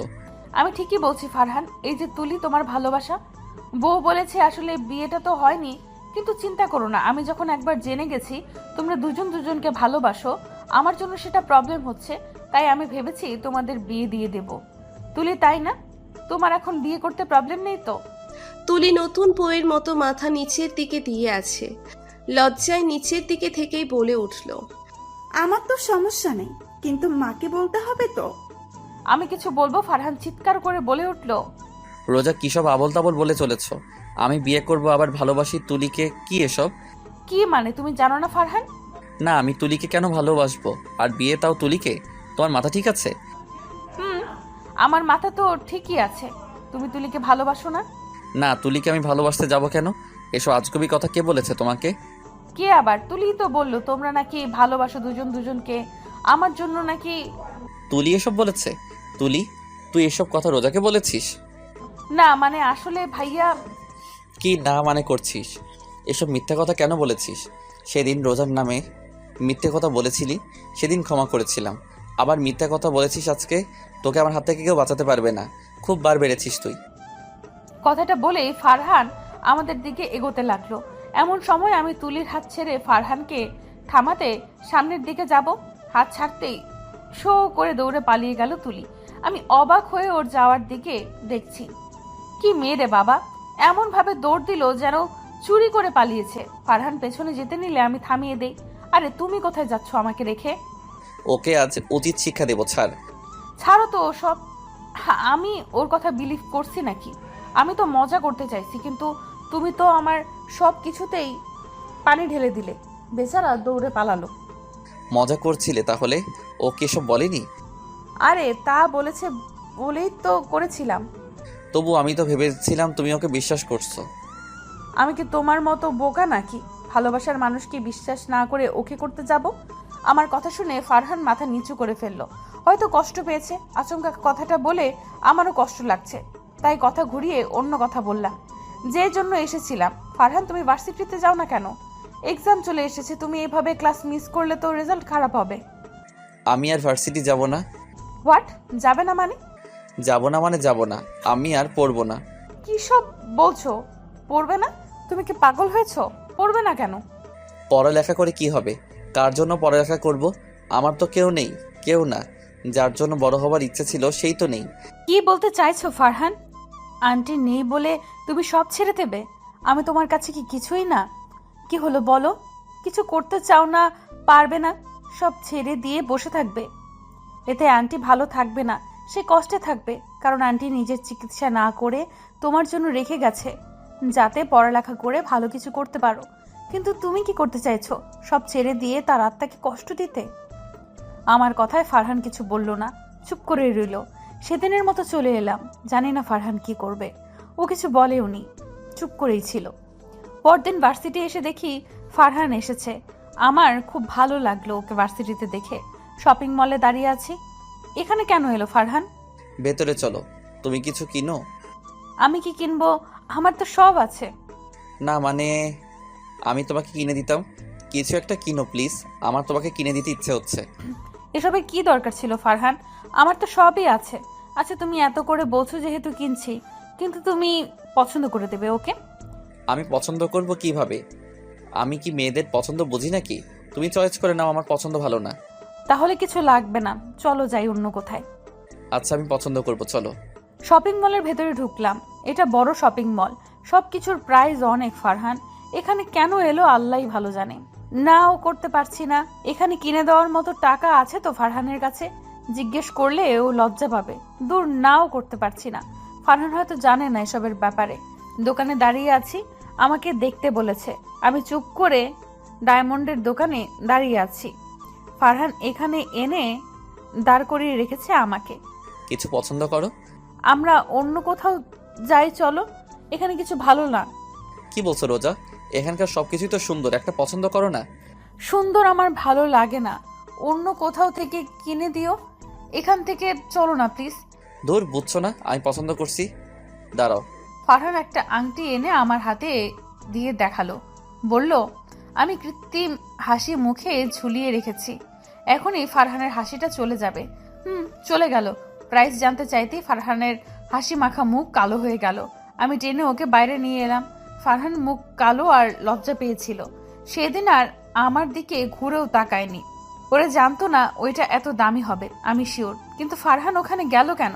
ফারহানকে পরে বলেছিলাম, ফারহান তুমি আমাকে ডায়মন্ডের দোকানে কেন নিয়ে গেলে? তুমি তো জানো ওগুলোর দাম অনেক। আর এত দামের জিনিস আমি কি চেয়েছি তোমার কাছে? আমাকে তুমি কিছু দিতে চাও ভালো, সেটা যে দামেরই হোক না কেন আমি সেরা বলে গ্রহণ করব।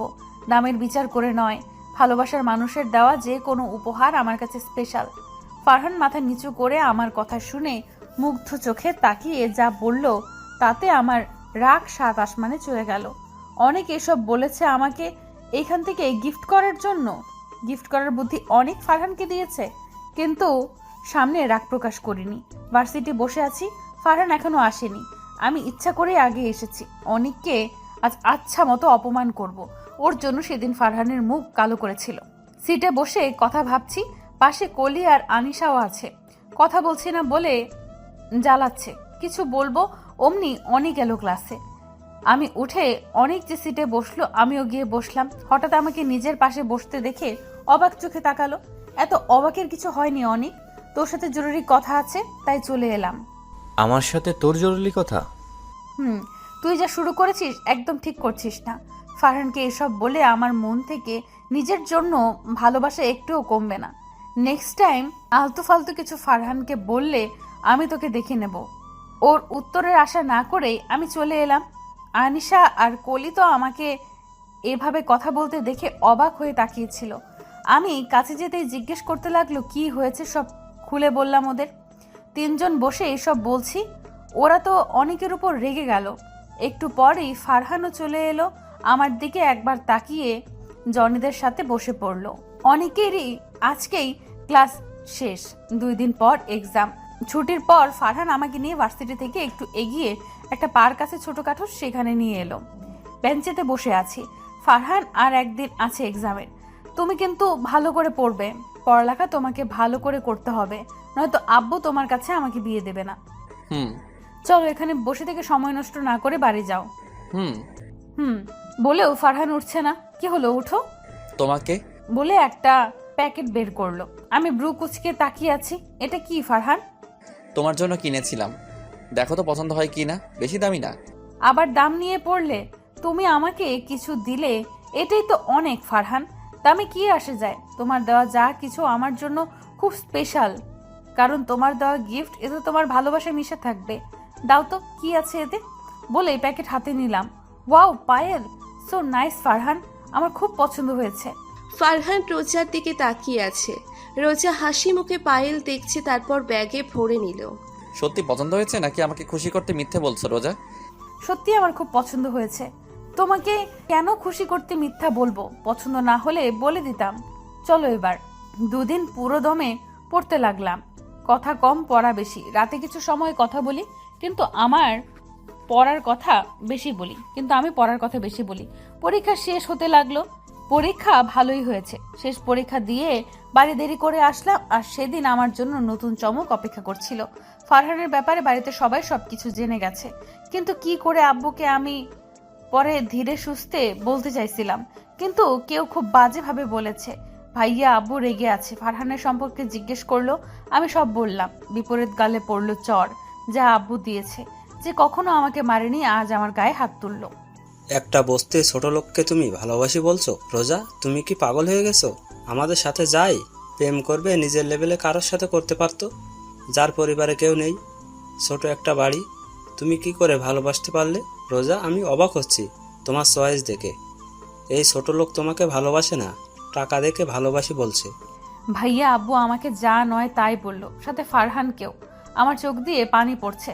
ফারহানকে খারাপ বলছে, যা আমার সহ্য হচ্ছে না। 1 সপ্তাহ ধরে ফারহানের সাথে যোগাযোগ করতে পারছি না। আব্বু আমার ফোন নিয়ে নিয়েছে, ঘর বন্দি করে রেখেছে। কি এমন বলেছে যে যার জন্য এমন করা? যে আব্বু কখনো আমার কোনো কথা ফেলেনি, সে আজ আমার কথা চিন্তা না করে আমাকে কষ্ট দিচ্ছে। নিজের আব্বু ভাইয়াকে চিনতে পারছি না, তারা এমন করছে কেন ফারহানের সাথে? কথা বলতে না পারতেই কত কষ্ট হচ্ছে, সেটা একমাত্র আমি বুঝতেছি। আব্বুকে বোঝাতে চাইলাম, তার এক কথা, ফারহান ছেলে ভালো না, গরিব, টাকার লোভী, স্বার্থের জন্য প্রেম করছে। এসব বলে আমার মাথা খাচ্ছে, আমার কথা শুনতেও চাচ্ছে না। তারা এতটা ভুল বুঝছে, কেউ ইচ্ছে করে এমন করেছে আমি নিশ্চিত। না হলে এত না এমন করছে পেছনে থেকে। আমার ফারহানের টাকার লোভ নেই, ও খুব ভালো। আপু তোমরা কেন বুঝছো না? ওর সাথে কথা না বলে যে আমার খুব কষ্ট হচ্ছে। এদিকে কালকে আব্বু আমার বিয়ের কথা বলেছে শুনেছি, কিন্তু কিছুতেই আমি বিয়ে করব না, যাই হয়ে যাবে না কেন। বালিশে মাথা রেখে একাধারে কেঁদে চলেছি। এখন রাত 11টার মতো বাজে। হঠাৎ বারান্দায় ঠাস করে কিছু পড়ার শব্দ কানে আসতেই রোজা কান্না বন্ধ করে উঠে বসলো। এত রাতে কিসের শব্দ হচ্ছে ওইখানে? ভূতের ভয় পাচ্ছে। ভূত নাকি ভয় জড়সড় হয়ে বসলো। হঠাৎ বারান্দায় দরজা খুলে কেউ ভেতরে এলো। অন্ধকারে খালি ছায়া দেখতে পাচ্ছি। ভয়ে ভয়ে চিৎকার দিতে যাব, অমনি সামনের দিকে ভূত ভেবে যে ফোনের লাইট নিজের দিকে ধরলো, আর তাকে দেখে আনন্দে অবাক দুটোই হলাম। এ তো আমার ফারহান। ফারহান, তুমি এখানে এত রাতে কিভাবে এলে? এসেছি কোনোভাবে, কিন্তু তোমার কি হয়েছে রোজা? আমার সাথে যোগাযোগ করছো না কেন? এত চিন্তা হচ্ছিল জানো? তোমার নাম্বার ফোন দিয়েও তোমাকে পাচ্ছিলাম না। 1 সপ্তাহে কথা না বলে কি করে থাকলে? আমার কথা একবারও কি মনে পড়েনি তোমার? পড়েনি? আবার খুব পড়েছে, কিন্তু যোগাযোগ করার কোনো পথই পাইনি, তাই করিনি। মানে? ফারহানকে সব খুলে বললাম। ও সব শুনে কিছু সময় নীরব হয়ে রইল। আমি ওর মুখের পানে তাকিয়ে আছি। কি হলো ফারহান, কিছু তো বলো। কি বলবো রোজা, আমি আগে তোমাকে বলেছিলাম তোমার পরিবার আমাকে কখনো মেনে নেবে না, কিন্তু তুমি শুনলে না। এখন দেখো আমার কথাই সত্যি হলো। এভাবে বলছো কেন? মেনে নিত, কিন্তু কেউ ইচ্ছে করে এমন করেছে যে চায় না তোমার আমার সম্পর্ক সবাই মানুক, তাই বাড়িতে সবাইকে ভুল বুঝিয়েছে। আর আমি এই ভয়ে কিছুতেই করব না, আর আমি এই বিয়ে কিছুতেই করব না। ছেলেকে বলে দেব সব। কেউ জেনে তো একটা মেয়েকে সম্মতি ছাড়া বিয়ে করবে না। ফারহান মুখ ভার করে রেখেছে। ওর মনে আমাকে হারানোর ভয় দেখছি। কষ্টের মাঝেও আনন্দ পাচ্ছিলাম। ফারহান যে আমাকে সত্যিই ভালোবাসে তা ওর মুখ দেখেই বোঝা যাচ্ছিল। পরদিন ছেলের বাড়ির লোক আমাকে দেখতে আসলো। বাড়ির লোককে বুঝিয়ে তো লাভ নেই, পড়ালেখার কথা বলবে বিয়ের পর পড়বে, আর ভালোবাসার কথা বললে সবাই নীরব থাকে। আমার কথা যেন শুনতেই পায় না এমন বিহেভ করে। ছেলেদের সামনে এসে আমি এত চমকালাম যে হাতের ট্রে পড়ে গেল। তুই কাজটা ঠিক করিসনি অনেক। বাড়ির সবাইকে ফারহানের নামে মিথ্যা অপবাদ বলে আবার এখন এসেছিস বিয়ে করতে। ইয়েস বেবি, তোকে প্রপোজ করলাম, তুই তো আমাকে রিজেক্ট করে দিলি। কার জন্য? ওই রাস্কেলটার জন্য? এটা আমি মেনে নিব অসম্ভব। তাই তো বাড়িতে বেশি কিছু না, শুধু টাকা দেখিয়েছি। তোর ফ্যামিলি তোকে ভালোবাসে, তাই তোকে কোনো বস্তির ছেলের কাছে দেবে যে কিনা টাকার জন্য রিলেশন করে। ওর কথা শুনেই গালে চড় দিয়ে বসলাম। রাগে আমার শরীর কাঁপছে। বাড়িতে ততদিনে বিয়ের ধুম পড়েছে, কেউ আমাকে বিশ্বাস করছে না। 2 দিন পর নাকি বিয়ে। আমি কি করব বেশি না ভেবে মায়ের রুম থেকে আম্মুর ফোন চুরি করে আনলাম আর ফারহানকে আমার প্ল্যান বললাম। ও কিছুতেই রাজি না। আমি ব্ল্যাকমেল করে রাজি করালাম। এই ছেলে বোকা একটা, কিছুতেই সাহস করতে পারে না। রাত 2টোর সময় লুকিয়ে বেরিয়ে এলাম বাড়ি থেকে।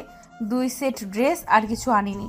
ফারহানের এক কথা, কিছু নিয়ে আসলে আবার ফিরিয়ে দিয়ে যাবে। ভয়ে শরীর থেকেও গহনা সব খুলে সুতির সালোয়ার কামিজ পরে এসেছি। আমার প্রিয় হাতের আংটিটা নিয়ে এসেছি। এটা নিয়ে গাড়িতে কথা শুনিয়েছে, তাই রাগে ফেলে দিতে চেয়েছিলাম, পরে সরি বলে রেখেছে। এটা আব্বু জন্মদিনে গিফট করেছিল, আমার খুব প্রিয়। এটাতে আব্বুর স্মৃতি আছে। বাসে বসে মাথায় ফারহানের কাঁধে দিয়ে চোখ বন্ধ করে আছি। চোখে পানি মুছে খুশি কষ্ট দুই পাচ্ছি। আব্বু আম্মুকে ছাড়া বিয়ে করতে কষ্ট হয়েছে, তাদের খুব মিস করেছি, কিন্তু এ ছাড়া আর কোনো উপায় ছিল না, তাই এটা করতে হলো। 1 মাস হলে আমি ফিরে আসব, আব্বু আম্মু ঠিক মেনে নেবে। এখন কিছুদিন কোথাও থাকতে হবে। বাড়ি থেকে পালিয়ে আমরা বিয়ে করে ফেলি ফার্স্ট। সাথে ফারহানের বন্ধুরা ছিল যারা সাক্ষী ছিল। বাড়ি এতক্ষণে কি লঙ্কা কাণ্ড ঘটেছে কে জানে, আমাকে না পেয়ে কি করেছে কে জানে। কিন্তু আমার তো উপায় ছিল না। আমি ফারহানকে ভালোবাসি, খুব ভালোবাসি।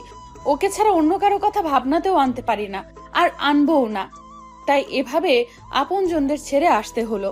আব্বু, তুমি হয়তো ভাবছো তোমাকে ভালোবাসি না, কিন্তু এটা তোমার ভুল ধারণা। তোমাকে আমি খুব ভালোবাসি। তোমাকে এইভাবে রেখে আসতে আমারও খুব কষ্ট হচ্ছে, কিন্তু ফারহানকেও যে আমি ভালোবাসি, ওকে ছেড়ে কি করে থাকতে পারবো না তো। তাই কষ্ট হলেও ওর হাত ধরে আসতে বাধ্য করলে, বোঝানোর সময়ও দিলে না। অনেকের চালে তোমরা ফেসে গেছো। অনেক নিজের ক্ষোভ মেটাতে তোমাদের ওর গুটি বানিয়েছে, যা বিশ্বাস করলে না। কিন্তু আমি ওর নোংরা চালকে সফল হতে দিতে পারি না, তাই তো এইভাবে চলে আসা। ফারহান আমার হাত শক্ত করে ধরে আছে। রোজা, তোমার কি খুব কষ্ট হচ্ছে? না, কোনো কষ্ট হচ্ছে না, উল্টো ভালো লাগছে তোমার সাথে আসতে পেরে। আর আব্বু আম্মু ভাইয়ার কথা খুব মনে পড়ছে, কিন্তু খারাপ লাগছে। তাদের ভুল করা থেকে আমি আটকালাম। সত্যি কি এই বিয়ে তারা মানবে? আমার মতো গরিব ছেলেকে আমার ভয় হচ্ছে। রোজা, আমার হুঁশে পড়ে ভুল করে ফেললাম না তো? একদমই না, আমরা দুজন দুজনকে ভালোবাসি, তাই এটা করায় কোনো ভুল নেই। আব্বু ভুল করছিল আমাদের মেনে না নিয়ে অনিকের চক্রান্তে পা দিয়ে। আব্বু তো জানেই না এটা অনিকের প্রতিশোধ, আমি রিজেক্ট করাই। আমার ভয় হচ্ছে সিদ্ধান্ত না জানি আবার কি হয়ে যায়। এই, তুমি ছেলে তো নাকি মেয়ে বলো তো? আমার সন্দেহ হচ্ছে। হোয়াট? ঠিকই বলছি, ছেলে হলে এত ভীতু কি করে হও তুমি, আমি বুঝি না। মেয়েদের মতো কথা বলছো। যেখানে আমি ভয় পাওয়ার কথা, যেখানে আমি ভয় আর তুমি আমাকে সাহস দেবে, তা না, উল্টো আমাকে তোমাকে সাহস দিতে হচ্ছে। আমার থেকে তুমি সাহসী বেশি, কিন্তু তাই বলে ছেলে কিনা সন্দেহ করবে? ওকে ছেলে কিনা সেটা আজকে দেখিয়ে দেব। আর ভয় এখানেই বাদ হয়েছে। একদম ভয় পাবে না, আব্বু ঠিক মানবে। দেখো, আমাকে খুব ভালোবাসে না, না মেনে কই যাবে শুনি। বাসে এসব টুকটাক কথা বলে গন্তব্যে চলে এলাম। ফারহানের এক ফ্রেন্ড আমাদের জন্য ওয়েট করছিল। দুজন কিছু বলে যেখানে আমরা থাকবো সেখানে নিয়ে গেল। রুমে ঢুকে এলাম। ছোটখাটো একটা রুমে আসবাবপত্র কিছুই নেই, খালি একটা খাট পড়ে আছে। এখানে না আছে চাদর আর না আছে তোশক, খালি খাট আর কিছু নেই। এটা কি ফারহান এখানে কি করে থাকবে? কিছুই তো নেই। আজকে রাত এখানেই থাকতে হবে, কাল ভালোবাসা খুঁজবো। বা কিছু কিনা যাবে। তাই বলে এমন খাটে শোয়ার মতো কিছু নাই। আর কথা বাদই দিলাম, এখানে আমি শুতেই পারবো না, বালিশও নেই, তোষকও নেই, কত শক্ত দেখো, আমার শরীর ব্যথা হয়ে যাবে। ফারহান আমার দিকে অসহায় মুখ করে তাকালো। আমি ওর ব্যাপারটা এখন বুঝলাম। আমি ক্লান্ত হয়ে ভুলেই গেছি সব। আমি চুপ করে খাটে বসে পড়লাম। শক্ত কত, আমার খিদে পেয়েছে। রিপন খাবার সাথে বালিশ নিয়ে আসবে, পারলে চাদরও। সরি, ওভাবে বলা উচিত হয়নি আসলে। আমি কিছু মনে করিনি, তুমি এমন পরিবেশে আগে কখনো থাকোনি, প্রবলেম তো হবেই, কিন্তু আমি অবশ্য আছি। একটু পর রিপন নামের ছেলেটি খাবার আর বালিশ দিয়ে গেল। চাদর পাইনি তাই বাদ। আমি বাথরুমে গিয়ে ফ্রেশ হলাম। বাথরুমের কি বাজে অবস্থা, কিন্তু কিছু বললাম না, ফারহান কষ্ট পাবে বলে। দুজনে খেয়ে নিলাম। আমি খেতে বসে বেশি খেয়ে ফেলেছি, টেরই পাইনি অনেক খিদে পেয়েছিল। পাশে ফারহান যে না খেয়ে বসে আছে খেয়ালই করিনি। যখন খেয়াল হলো খাওয়া বাদ দিয়ে ফারহানকে দিলে আমাকে আগে খেতে বলে। আমি জোর করে এক লোকমা মুখে দিয়ে দিতেই ফারহানের চোখে পানি চলে আসে। আমার জন্য তোমাকে কষ্ট করতে হচ্ছে রোজা, আমি তোমার যোগ্য না। দেখো তুই কত ভালো খাবার খাও, আর আমি কি খাওয়াচ্ছি, আর থাকার জন্য ভালো। আর বলতে না দিয়ে ওর মুখ চেপে ধরেছিলাম। তোমার এই খাবার আমার অনেক বেশি ভালো লেগেছে, দেখছো না কেমন তোমায় না দিয়েই খেয়ে নিচ্ছিলাম। আর নিজেকে কখনো অযোগ্য ভাববে না, তুমি আমার জন্য পারফেক্ট, তাই তো তোমার হাত ধরে এসেছি, বুঝেছো? বালিশ হলেও বিছাবো কি? আমি ব্যাগ থেকে ওড়না বের করে বিছানাতে লাগালাম। খাটের কোনায় বসে আছি আর আমার সামনে ফারহান যুদ্ধ করছে। এইটা যে সেই যুদ্ধ না, রান্নার যুদ্ধ। সকালে উঠে রান্নার জিনিস কিনতে গিয়েছিল ফারহান, রান্না করার সব কিছু এনেছে, প্রয়োজনীয় সব কিছু এনেছে। তারপর যখন রান্না নিয়ে আমাকে বলেছিল, কিন্তু আমি তো জীবনেও রান্নাঘরেই ঢুকিনি, কি করে করব? তারপর নিজেই করতে বসেছে। কিন্তু ও যে রান্নায় কাঁচা দেখেই বুঝে যাচ্ছে। তরকারি নিয়ে যুদ্ধ, এবার এনেছে মাছ, সেটা কি করবে ধরে বসে আছে। এদিকে এমন নাকানি চোবানি দেখে অনেকক্ষণ হাসি চেপে বসেছিলাম। সেই মাছটা ফাল দিয়ে হাত থেকে পড়ে গেল, আর আমি কি গলা ফাটিয়ে হাসিয়ে উঠলাম। ফারহান আমার দিকে একটু অসহায় করে বোঝায় হেল্প করতে। ফারহান, তোমাকে কে বলেছিল মাছ আনতে বলো তো? আমি ভেবেছিলাম তুই মনে হয় সব পারো। এখন কি করবে বলো? আমার খিদে পেয়েছে তো, পেট ব্যথা করছে। একে তো রান্না করতে পারি না, তার উপর মাছ। তুমি ভাবতে পারো মাছটা কি করবো? আমি তো কাটতে পারছি না, কেউ যদি একটু দেখিয়ে দিত। আসলে কি করা যায়? আমি উঠে দাঁড়াতেই দরজায় টোকা পড়লো। আমি গিয়ে দরজা খুলে দেখি একটা মহিলা দাঁড়িয়ে আছে। কি গো করো বউ, দেখতে এলাম। খেয়েছো কিছু? তোমার স্বামী না বলে খাবার আনতে গেছে, সে এসেছে কি? বলতে বলতে সে ভেতরে চলে এলো। আমাদের পাশের রুমে তারা থাকে। ফারহান যখন বাইরে গিয়েছিল মহিলাটি এসে আমার সাথে পরিচিত হয়েছে, এখন আবার এলো কেন? রুমে ঢুকেই এক প্রকার চিৎকার দিয়ে উঠলো। আমি ভাবনা বাদ দিয়ে অবাক হয়ে ওনার দিকে তাকালাম। হায় হায়, এগুলো কি তুমি স্বামীরে দিয়া কাজ করাইতাইছো? কেন, কি হয়েছে? এগুলোর কেমন কাজ? আল্লাহ, কি দিন আইলো, বউ বসে আছে, স্বামী মাছ কাটে। বাবা, তুমি তো দেখি কাটতে পারো না, ভুল হচ্ছে, তোমার বউরে দাও। এই সব তোমার কাজ? কি বলছেন? আমাকে দেবে কেন? আমি কি পারি নাকি? আমি পারি না বলেই তো ফারহান কাটছে। আর এই বিচ্ছিরি গন্ধের মাছ আমি কখনো কাটবো না। হায় হায়, কি বলো? আজকালকার বউ গো, কি ঢং গো, তুমি কাটতে পারো না তো বিয়ে করছো কেন? তখন তো ভালো। আপনি কিন্তু আমাকে অপমান করছেন। আমি যে সব পারবো এমনও তো না। আপনি বেরিয়ে যান এখান থেকে, যান বলছি। কি গো বাবা, তুমি এখনো নিয়ে বসে আছো? আমি তারে জোর করে রুমের বাইরে এনে দরজা আটকে ফেললাম। ফারহান দেখেছো কত অপমান করলো, অসভ্য মহিলা একটা। তখন এসেও একাই 100 কথা বলে গেছে, আবার এখন। রোজা, কথা বলো না আমার। আর কিছু বলার আগে ফারহান আহ করে উঠলো, হাত ধরে ফু দিচ্ছে। এটা দেখেই রোজা ফারহানের কাছে এসে বলল, কিন্তু বেশিক্ষণ থাকতে পারলো না, গন্ধে দম আটকে আসছে। সরে দাঁড়িয়ে, কি হয়েছে ফারহান হাতে তোমার? দেখো কেটে গেছে, তোমাকে বললাম না কথা কম বলো। হোয়াট? তাড়াতাড়ি হাত ধুয়ে এসো, মাছ কাটতে হবে না। এ মা, কাটা শেষ। আমি এর জন্যই বলেছিলাম হোটেল থেকে আনতে, কিন্তু তোমার কাছে তো টাকা নাই। আমি টাকা আনতে চাইছিলাম, তুমি তো রাজি হলে না। ফারহান একটা চাপা রাগ চেপে কিছু বলল না। ও চায় না অন্যের টাকা নিতে, তাই আনতে না করেছে। সামান্য গন্ধের জন্য রোজা আমার হাত কেটেছে, জেনেও কাছে এলো না। খুব কষ্ট পেল। ফারহান ওইভাবে মাছ কাটলো, অনেকক্ষণ পরে তারপরও রান্নাও করলো। এদিকে রোজার বাবা সোফায় আগুন হয়ে বসে আছে, পাশে বসে অনেক কান ভাঙাচ্ছে আর শুনে আরো ক্ষেপে যাচ্ছে। সঙ্গে সঙ্গে ফোন বেজে ওঠে, পুলিশ অফিসারের ফোন। আশা নিয়ে রিসিভ করলেও আশাহত হতে হলো, কারণ তারা রোজার খোঁজ দিতে পারেনি। আঙ্কেল, ওই ফারহানি রোজাকে ফাঁসিয়ে নিয়ে পালিয়েছে। ওর মতলব ভালো না, ছোট লোক ছেলে, টাকার বড় লোভ, তাই তো এমন করলো। ফারহান খুব খারাপ। ও রোজার কোনো ক্ষতি করবে কিনা আমার সেটাই চিন্তা আঙ্কেল।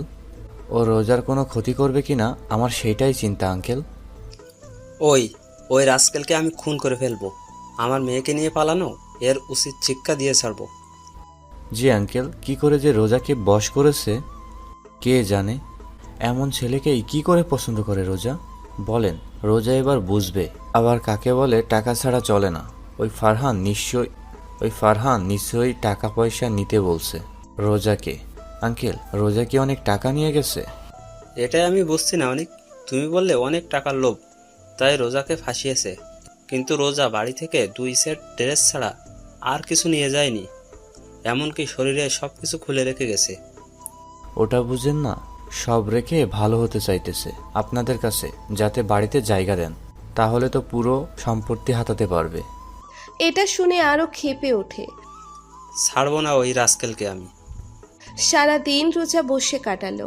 ফারহান একটার পর একটা কাজ করেছে। আরও দেখেছে বিকেলে ফারহান ঘুমিয়ে আছে। কাল এলাম আর একদিনেই কেমন অচেনা লাগছে রোজাকে তার। হঠাৎ ঘুমের ঘোরে মোপে যাচ্ছে টুপটুপ করে, হাতে পানি পড়ছে, কেউ হাতে নরম স্পর্শ দিচ্ছে। সঙ্গে সঙ্গে চোখ মেলে তাকালো ফারহান, দেখলো রোজা ফারহানের কাটা জায়গায় চুমু খাচ্ছে আবার কাঁদছে।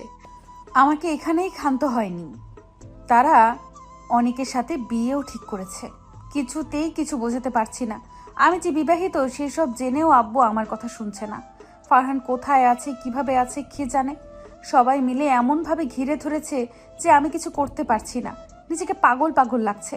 কি করব আমি? কেউ তো আমার দিকটা চোখ দিয়ে দেখছেই না, কেউ আমার কথা ভাবছে না। যে আব্বু আমার কথা ভাবতো, আমার মতামতের গুরুত্ব দিত, সেই কিনা আমাকে এত কষ্ট দিচ্ছে। কি করে আমি তাদের বুঝাই? কি করে? চোখ দিয়ে অনবরত পানি পড়ে যাচ্ছে। নিজেকে এত অসহায় লাগছে, বোঝানো দেয়। অনেকের চক্রান্ত কারোর সামনে আনতে পারছি না। কি করে আনবো? সবার কাছে তো ওই মহান হয়ে আছে।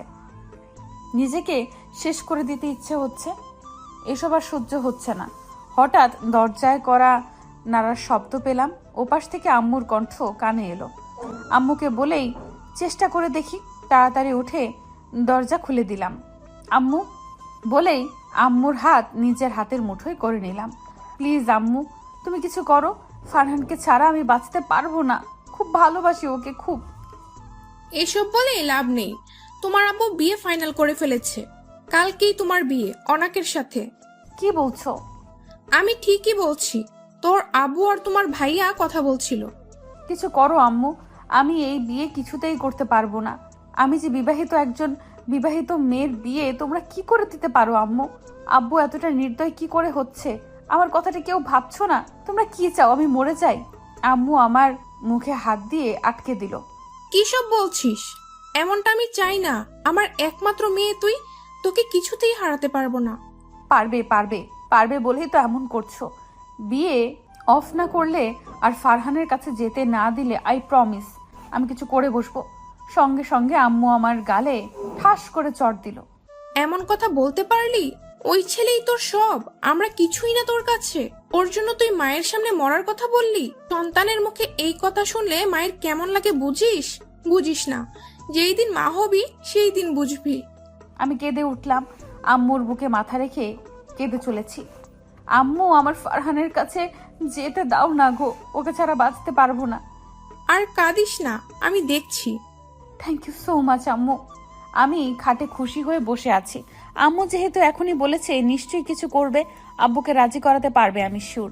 কিন্তু আমার আশায় জল ঢেলে দিল। আব্বু চেঁচামেচি করে রাতেই বিয়ের ব্যবস্থা করতে লাগলো। আম্মুকে বন্দি করে রেখেছে, বিয়ে দিয়েই ছাড়বে। ভাইয়াও বাড়িতে নাই, বিকেল থেকে দেখছি না। ভাইয়ার মনটা কাল একটু নরম ছিল, ভাইয়াকে বললে হয়তো আশা আছে। এখন কি করবে? কিছুতেই এই বিয়ে আমি করব না। শয়তান অনেক আমার সামনে বসে আছে, আমি অন্যদিকে ঘুরে আছি। আমি আর অনেক পাশাপাশি বসে আছি।